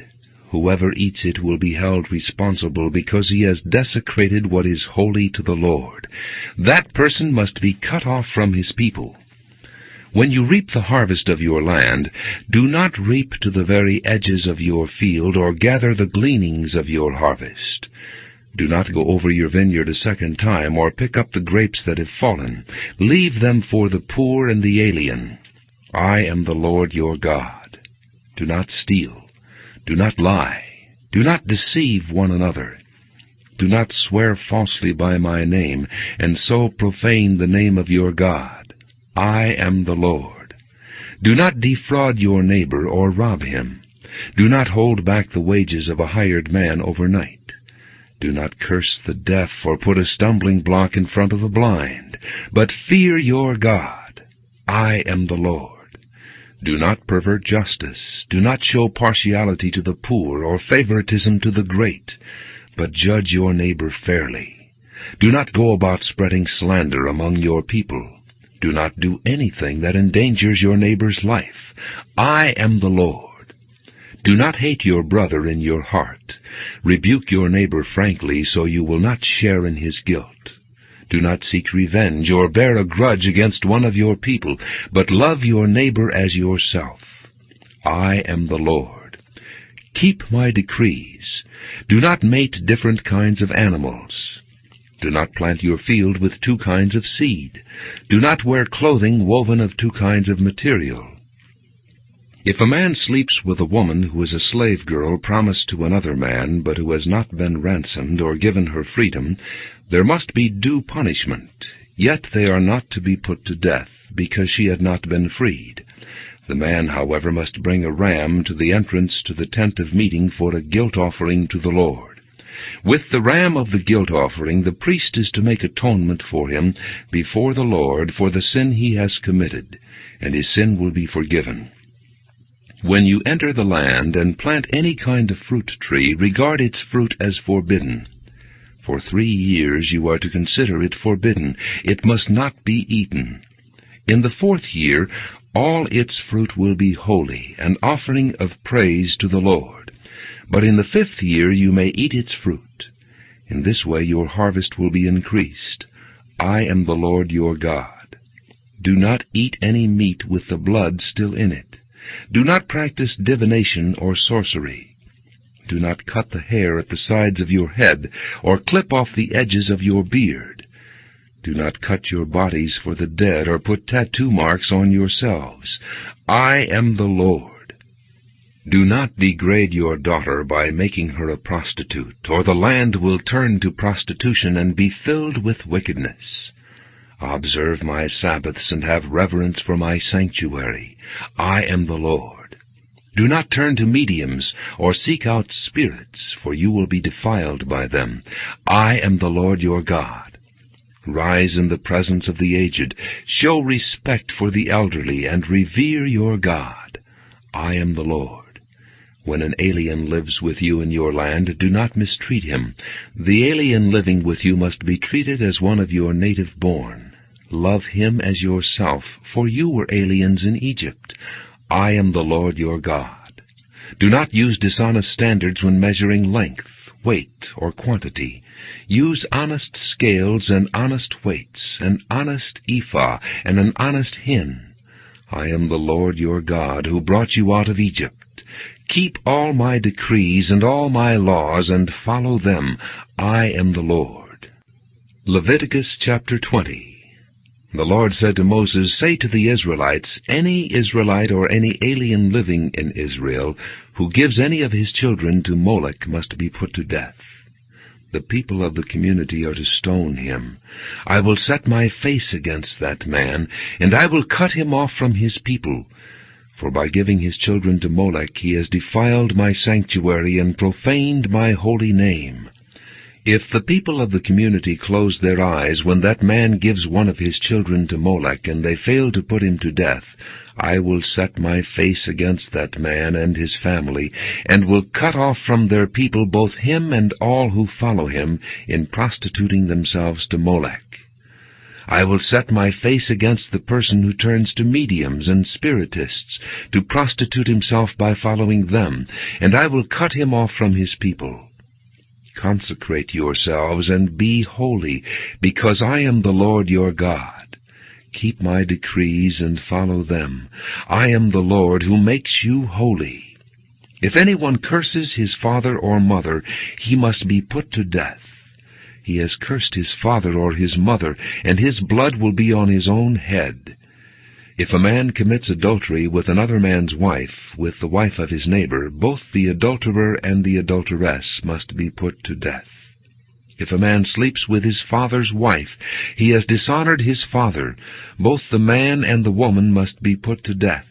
Their blood will be on their own heads. If a man sleeps with his daughter-in-law, both of them must be put to death. What they have done is a perversion. Their blood will be on their own heads. If a man lies with a man as one lies with a woman, both of them have done what is detestable. They must be put to death. Their blood will be on their own heads. If a man marries both a woman and her mother, it is wicked. Both he and they must be burned in the fire, so that no wickedness will be among you. If a man has sexual relations with an animal, he must be put to death, and you must kill the animal. If a woman approaches an animal to have sexual relations with it, kill both the woman and the animal. They must be put to death. Their blood will be on their own heads. If a man marries his sister, the daughter of either his father or his mother, and they have sexual relations, it is a disgrace. They must be cut off before the eyes of their people. He has dishonored his sister and will be held responsible. If a man lies with a woman during her monthly period and has sexual relations with her, he has exposed the source of her flow, and she has also uncovered it. Both of them must be cut off from their people. Do not have sexual relations with the sister of either your mother or your father, for that would dishonor a close relative. Both of you would be held responsible. If a man sleeps with his aunt, he has dishonored his uncle. They will be held responsible. They will die childless.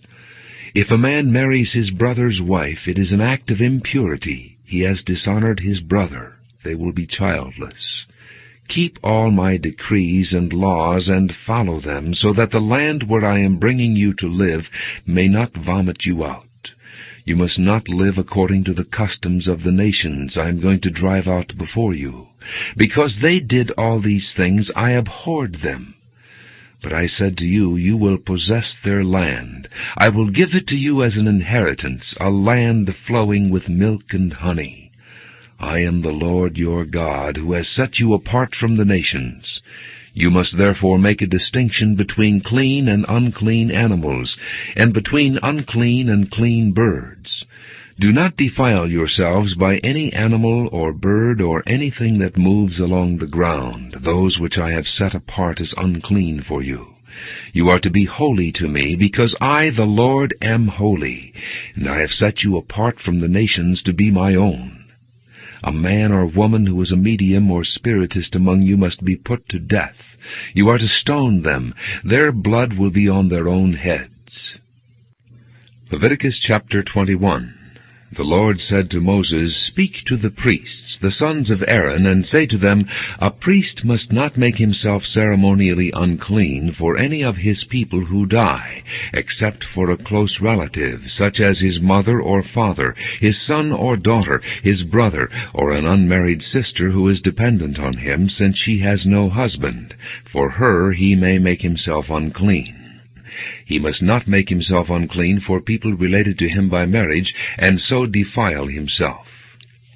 Priests must not shave their heads, or shave off the edges of their beards, or cut their bodies. They must be holy to their God, and must not profane the name of their God. Because they present the offerings made to the Lord by fire, the food of their God, they are to be holy. They must not marry women defiled by prostitution, or divorced from their husbands, because priests are holy to their God. Regard them as holy, because they offer up the food of your God. Consider them holy, because I, the Lord, am holy, I who make you holy. If a priest's daughter defiles herself by becoming a prostitute, she disgraces her father. She must be burned in the fire.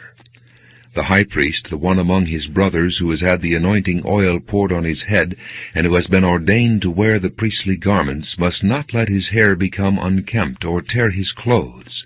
He must not enter a place where there is a dead body. He must not make himself unclean, even for his father or mother, nor leave the sanctuary of his God or desecrate it, because he has been dedicated by the anointing oil of his God. I am the Lord. The woman he marries must be a virgin. He must not marry a widow, a divorced woman, or a woman defiled by prostitution, but only a virgin from his own people, so he will not defile his offspring among his people. I am the Lord who makes him holy. The Lord said to Moses, Say to Aaron, For the generations to come, none of your descendants who has a defect may come near to offer the food of his God. No man who has any defect may come near. No man who is blind or lame, disfigured or deformed. No man with a crippled foot or hand, or who is hunchbacked or dwarfed, or who has any eye defect, or who has festering or running sores or damaged testicles. No descendant of Aaron the priest who has any defect is to come near to present the offerings made to the Lord by fire. He has a defect. He must not come near to offer the food of his God. He may eat the most holy food of his God, as well as the holy food, yet because of his defect he must not go near the curtain or approach the altar, and so desecrate my sanctuary. I am the Lord who makes them holy. So Moses told this to Aaron and his sons and to all the Israelites. Leviticus chapter 22. The Lord said to Moses, Tell Aaron and his sons to treat with respect the sacred offerings the Israelites consecrate to me, so they will not profane my holy name. I am the Lord. Say to them, For the generations to come, if any of your descendants is ceremonially unclean, and yet comes near the sacred offerings that the Israelites consecrate to the Lord, that person must be cut off from my presence. I am the Lord. If a descendant of Aaron has an infectious skin disease or a bodily discharge, he may not eat the sacred offerings until he is cleansed. He will also be unclean if he touches something defiled by a corpse, or by anyone who has an emission of semen, or if he touches any crawling thing that makes him unclean, or any person who makes him unclean, whatever the uncleanness may be. The one who touches any such thing will be unclean till evening. He must not eat any of the sacred offerings unless he has bathed himself with water. When the sun goes down he will be clean, and after that he may eat the sacred offerings, for they are his food.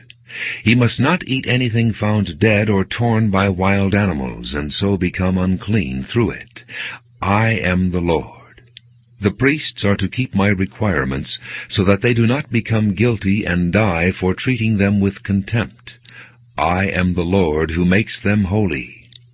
No one outside a priest's family may eat the sacred offering, nor may the guest of a priest or his hired worker eat it. But if a priest buys a slave with money, or if a slave is born in his household, that slave may eat his food.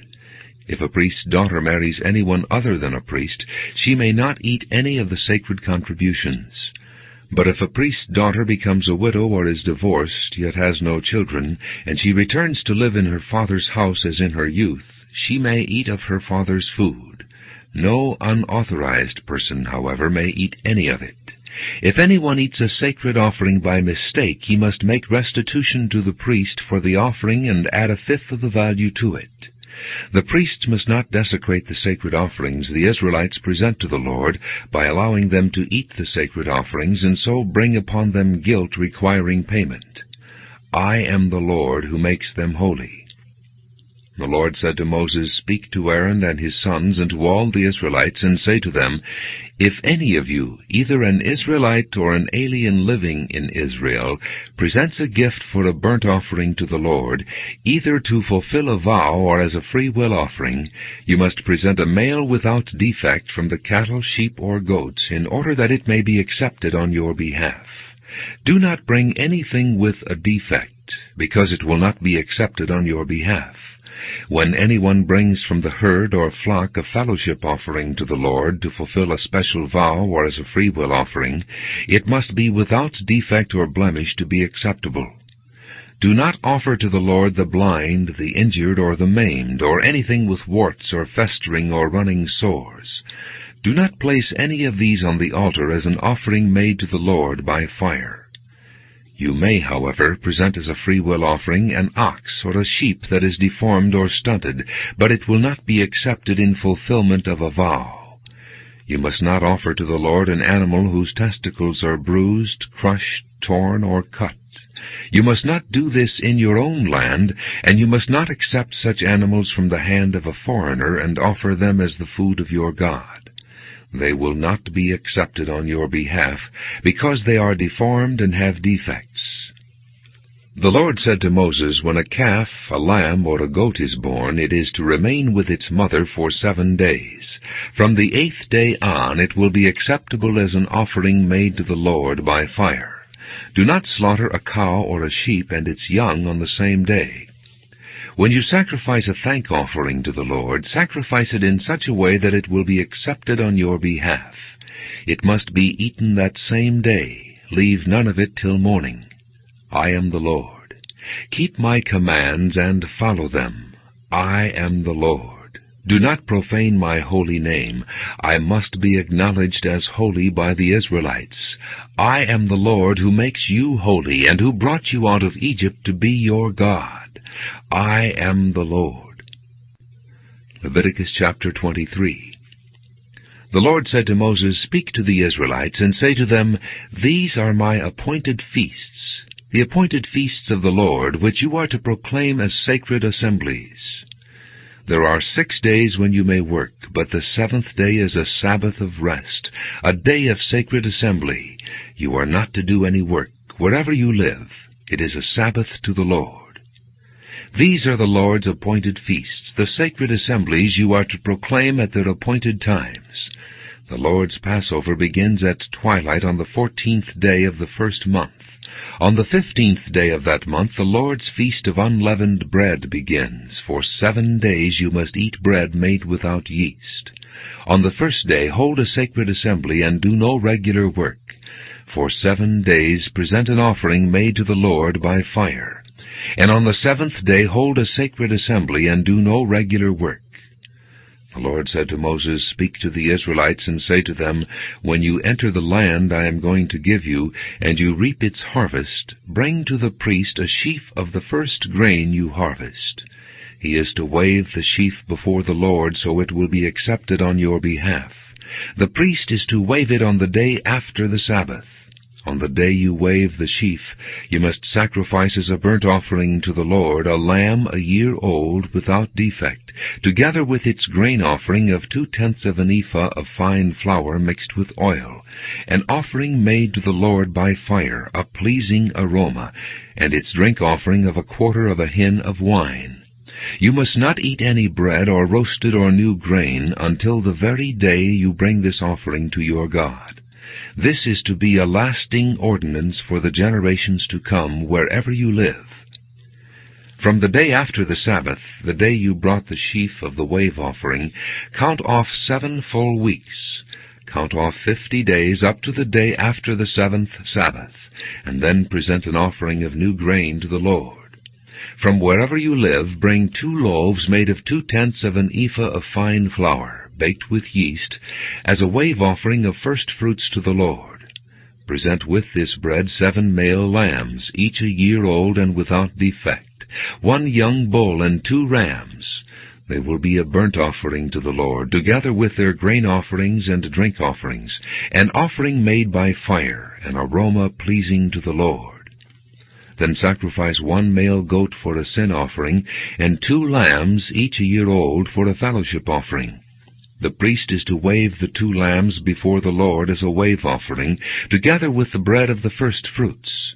They are a sacred offering to the Lord for the priest. On that same day you are to proclaim a sacred assembly and do no regular work.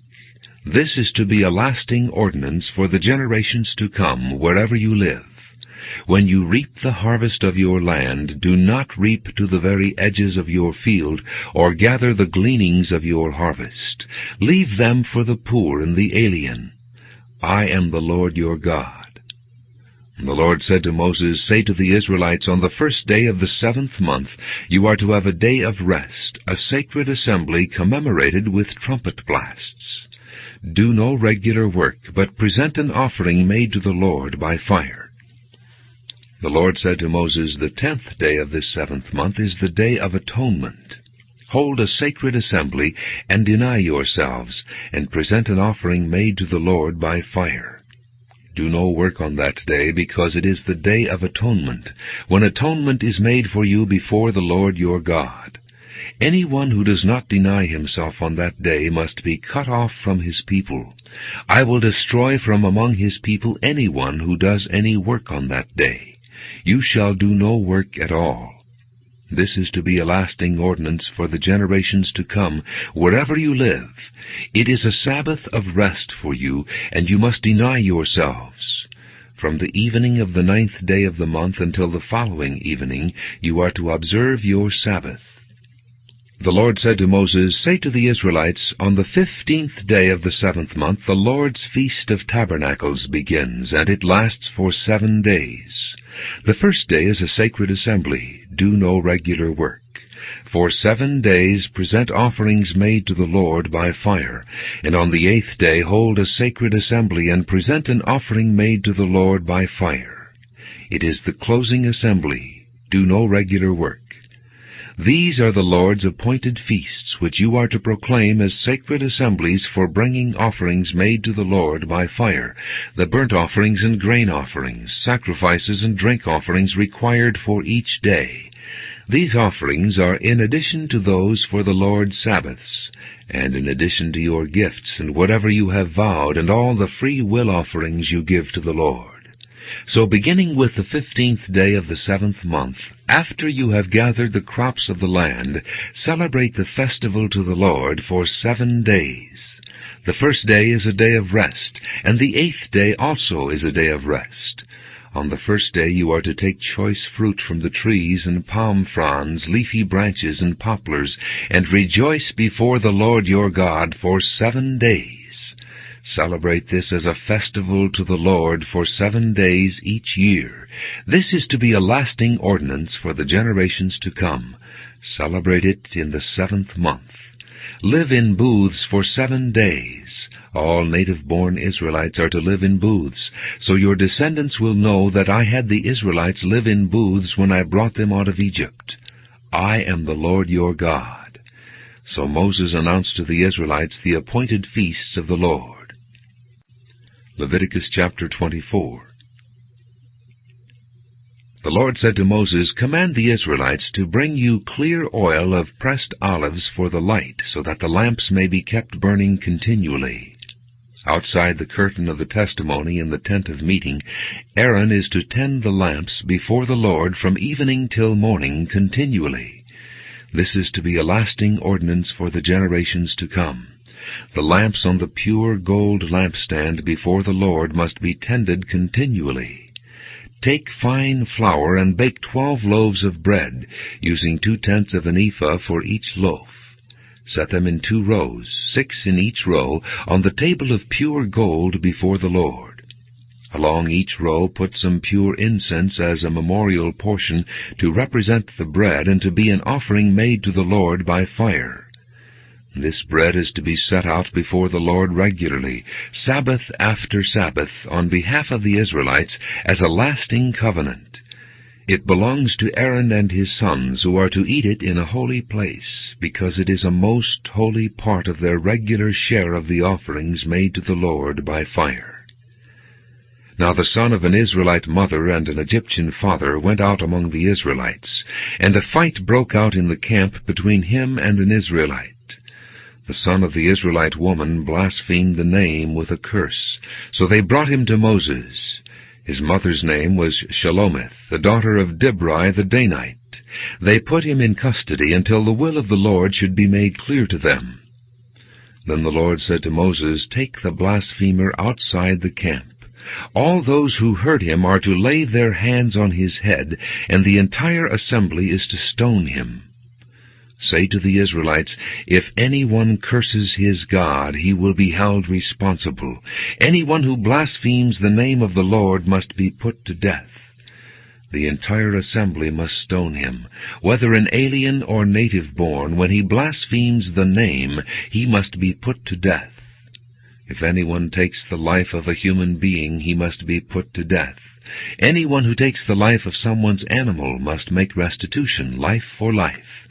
If anyone injures his neighbor, whatever he has done must be done to him. Fracture for fracture, eye for eye, tooth for tooth. As he has injured the other, so he is to be injured. Whoever kills an animal must make restitution, but whoever kills a man must be put to death. You are to have the same law for the alien and the native-born. I am the Lord your God." Then Moses spoke to the Israelites, and they took the blasphemer outside the camp and stoned him. The Israelites did as the Lord commanded Moses. Leviticus chapter 25. The Lord said to Moses on Mount Sinai, "Speak to the Israelites, and say to them, when you enter the land I am going to give you, the land itself must observe a Sabbath to the Lord. For 6 years sow your fields, and for 6 years prune your vineyards and gather their crops. But in the 7th year the land is to have a Sabbath of rest, a Sabbath to the Lord. Do not sow your fields or prune your vineyards. Do not reap what grows of itself, or harvest the grapes of your untended vines. The land is to have a year of rest. Whatever the land yields during the Sabbath year will be food for you, for yourself, your manservant and maidservant, and the hired worker and temporary resident who live among you, as well as for your livestock and the wild animals in your land. Whatever the land produces may be eaten. Count off 7 Sabbaths of years, 7 times 7 years, so that the 7 Sabbaths of years amount to a period of 49 years. Then have the trumpet sounded everywhere on the 10th day of the 7th month. On the Day of Atonement sound the trumpet throughout your land. Consecrate the 50th year, and proclaim liberty throughout the land to all its inhabitants. It shall be a jubilee for you. Each one of you is to return to his family property, and each to his own clan. The 50th year shall be a jubilee for you. Do not sow and do not reap what grows of itself, or harvest the untended vines. For it is a jubilee, and is to be holy for you. Eat only what is taken directly from the fields. In this year of jubilee, everyone is to return to his own property. If you sell land to one of your countrymen, or buy any from him, do not take advantage of each other. You are to buy from your countryman on the basis of the number of years since the jubilee, and he is to sell to you on the basis of the number of years left for harvesting crops. When the years are many, you are to increase the price, and when the years are few, you are to decrease the price, because what he is really selling you is the number of crops. Do not take advantage of each other, but fear your God. I am the Lord your God. Follow my decrees and be careful to obey my laws, and you will live safely in the land. Then the land will yield its fruit, and you will eat your fill and live there in safety. You may ask, what will we eat in the 7th year if we do not plant or harvest our crops? I will send you such a blessing in the 6th year that the land will yield enough for 3 years. While you plant during the 8th year, you will eat from the old crop and will continue to eat from it until the harvest of the 9th year comes in. The land must not be sold permanently, because the land is mine, and you are but aliens and my tenants. Throughout the country that you hold as a possession, you must provide for the redemption of the land. If one of your countrymen becomes poor and sells some of his property, his nearest relative is to come and redeem what his countryman has sold. If, however, a man has no one to redeem it for him, but he himself prospers and acquires sufficient means to redeem it, he is to determine the value for the year since he sold it, and refund the balance to the man to whom he sold it. He can then go back to his own property. But if he does not acquire the means to repay him, what he sold will remain in the possession of the buyer until the year of Jubilee. It will be returned in the Jubilee, and he can then go back to his property. If a man sells a house in a walled city, he retains the right of redemption a full year after its sale. During that time he may redeem it. If it is not redeemed before a full year has passed, the house in the walled city shall belong permanently to the buyer and his descendants. It is not to be returned in the Jubilee. But houses in villages without walls around them are to be considered as open country. They can be redeemed, and they are to be returned in the Jubilee. The Levites always have the right to redeem their houses in the Levitical towns which they possess. So the property of the Levites is redeemable. That is, a house sold in any town they hold, and is to be returned in the Jubilee, because the houses in the towns of the Levites are their property among the Israelites. But the pasture land belonging to their towns must not be sold. It is their permanent possession. If one of your countrymen becomes poor and is unable to support himself among you, help him as you would an alien or a temporary resident, so he can continue to live among you. Do not take interest of any kind from him, but fear your God, so that your countryman may continue to live among you. You must not lend him money at interest, or sell him food at a profit. I am the Lord your God, who brought you out of Egypt to give you the land of Canaan and to be your God. If one of your countrymen becomes poor among you and sells himself to you, do not make him work as a slave. He is to be treated as a hired worker or a temporary resident among you. He is to work for you until the year of Jubilee. Then he and his children are to be released, and he will go back to his own clan and to the property of his forefathers. Because the Israelites are my servants, whom I brought out of Egypt, they must not be sold as slaves. Do not rule over them ruthlessly, but fear your God. Your male and female slaves are to come from the nations around you. From them you may buy slaves.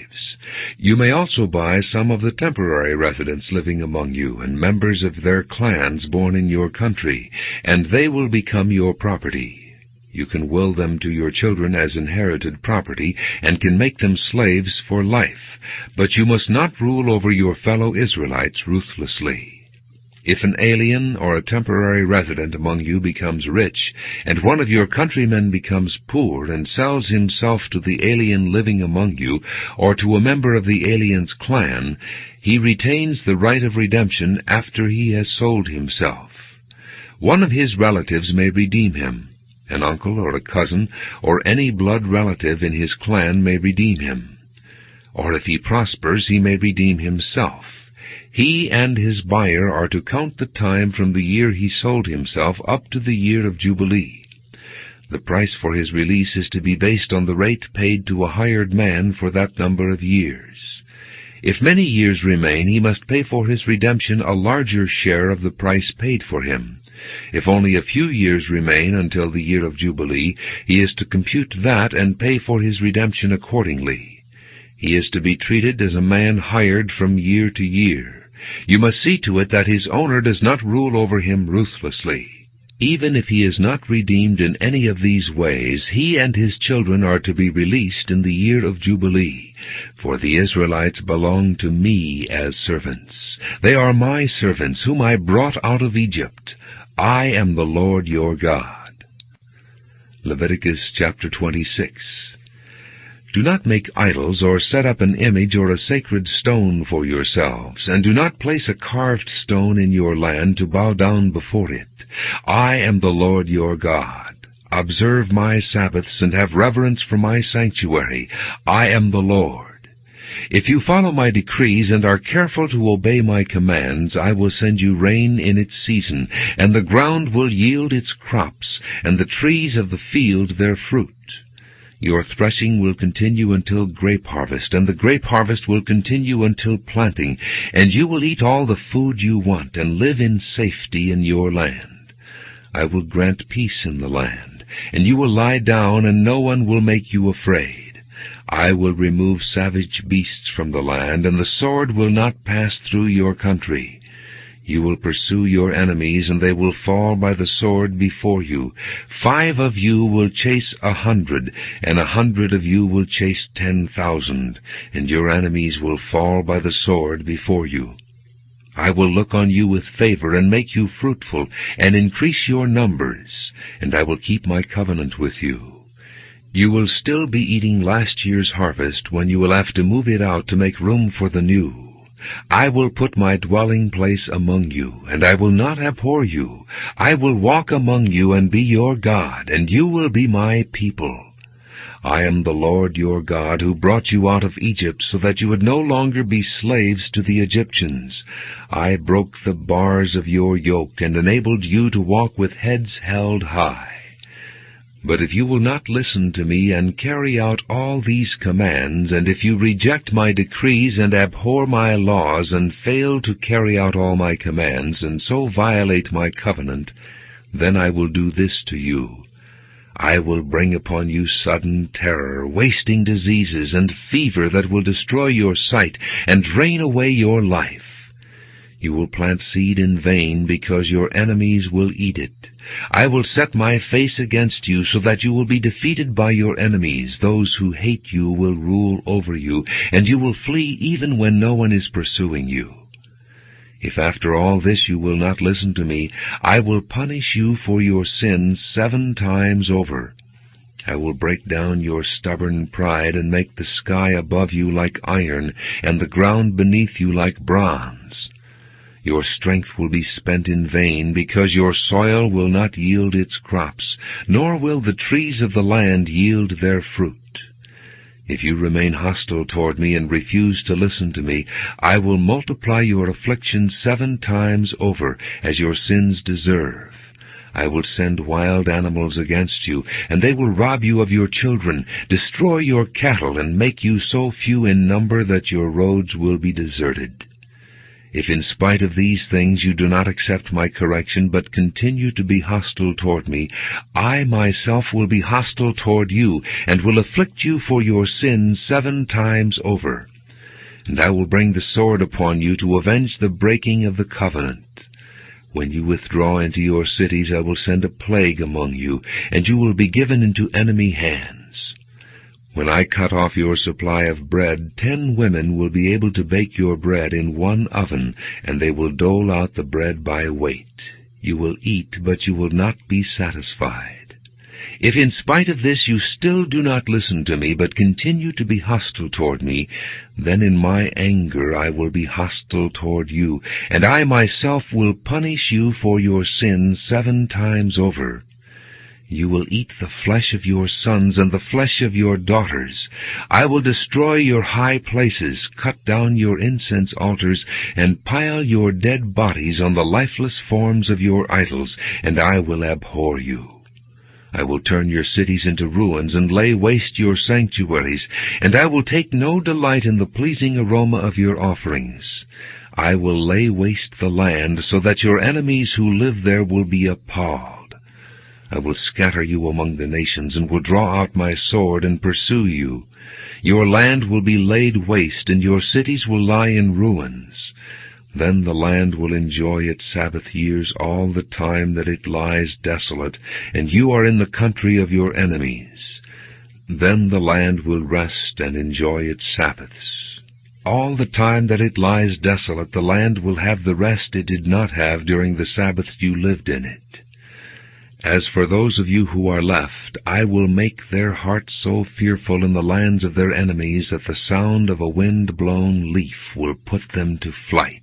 They will run as though fleeing from the sword, and they will fall even though no one is pursuing them. They will stumble over one another as though fleeing from the sword, even though no one is pursuing them. So you will not be able to stand before your enemies. You will perish among the nations. The land of your enemies will devour you. Those of you who are left will waste away in the lands of their enemies because of their sins. Also because of their fathers' sins they will waste away. But if they will confess their sins and the sins of their fathers, their treachery against me and their hostility toward me, which made me hostile toward them so that I sent them into the land of their enemies, then when their uncircumcised hearts are humbled and they pay for their sin, I will remember my covenant with Jacob and my covenant with Isaac and my covenant with Abraham, and I will remember the land. For the land will be deserted by them, and will enjoy its Sabbaths while it lies desolate without them. They will pay for their sins because they rejected my laws and abhorred my decrees. Yet in spite of this, when they are in the land of their enemies, I will not reject them or abhor them so as to destroy them completely, breaking my covenant with them. I am the Lord their God. But for their sake I will remember the covenant with their ancestors, whom I brought out of Egypt in the sight of the nations to be their God. I am the Lord. These are the decrees, the laws, and the regulations that the Lord established on Mount Sinai between himself and the Israelites through Moses. Leviticus chapter 27. The Lord said to Moses, "Speak to the Israelites, and say to them, If anyone makes a special vow to dedicate persons to the Lord by giving equivalent values, set the value of a male between the ages of 20 and 60 at 50 shekels of silver according to the sanctuary shekel. And if it is a female, set her value at 30 shekels. If it is a person between the ages of 5 and 20, set the value of a male at 20 shekels, and of a female at 10 shekels. If it is a person between 1 month and 5 years, set the value of a male at 5 shekels of silver, and that of a female at 3 shekels of silver. If it is a person 60 years old or more, set the value of a male at 15 shekels, and of a female at 10 shekels. If anyone making the vow is too poor to pay the specified amount, he is to present the person to the priest, who will set the value for him, according to what the man making the vow can afford. If what he vowed is an animal that is acceptable as an offering to the Lord, such an animal given to the Lord becomes holy. He must not exchange it or substitute a good one for a bad one, or a bad one for a good one.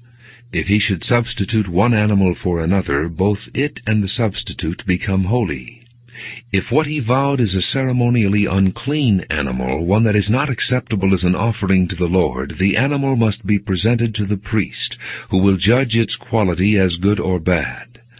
Whatever value the priest then sets, that is what it will be. If the owner wishes to redeem the animal, he must add a fifth to its value. If a man dedicates his house as something holy to the Lord, the priest will judge its quality as good or bad. Whatever value the priest then sets, so it will remain. If the man who dedicates his house redeems it, he must add a fifth to its value, and the house will again become his. If a man dedicates to the Lord part of his family land, its value is to be set according to the amount of seed required for it. 50 shekels of silver to a homer of barley seed. If he dedicates his field during the year of Jubilee, the value that has been set remains. But if he dedicates his field after the Jubilee, the priest will determine the value according to the number of years that remain until the next year of Jubilee, and its set value will be reduced. If the man who dedicates the field wishes to redeem it, he must add a fifth to its value, and the field will again become his. If, however, he does not redeem the field, or if he has sold it to someone else, it can never be redeemed. When the field is released in the Jubilee, it will become holy, like a field devoted to the Lord. It will become the property of the priests. If a man dedicates to the Lord a field he has bought, which is not part of his family land, the priest will determine its value up to the year of Jubilee, and the man must pay its value on that day as something holy to the Lord. In the year of Jubilee, the field will revert to the person from whom he bought it, the one whose land it was. Every value is to be set according to the sanctuary shekel, 20 gerahs to the shekel. No one, however, may dedicate the firstborn of an animal, since the firstborn already belongs to the Lord. Whether an ox or a sheep, it is the Lord's. If it is one of the unclean animals, he may buy it back at its set value, adding a fifth of the value to it. If he does not redeem it, it is to be sold at its set value. But nothing that a man owns and devotes to the Lord, whether man or animal or family land, may be sold or redeemed. Everything so devoted is most holy to the Lord. No person devoted to destruction may be ransomed. He must be put to death. A tithe of everything from the land, whether grain from the soil or fruit from the trees, belongs to the Lord. It is holy to the Lord. If a man redeems any of his tithe, he must add a fifth of the value to it. The entire tithe of the herd and flock, every 10th animal that passes under the shepherd's rod, will be holy to the Lord. He must not pick out the good from the bad, or make any substitution. If he does make a substitution, both the animal and its substitute become holy and cannot be redeemed. These are the commands the Lord gave Moses on Mount Sinai for the Israelites.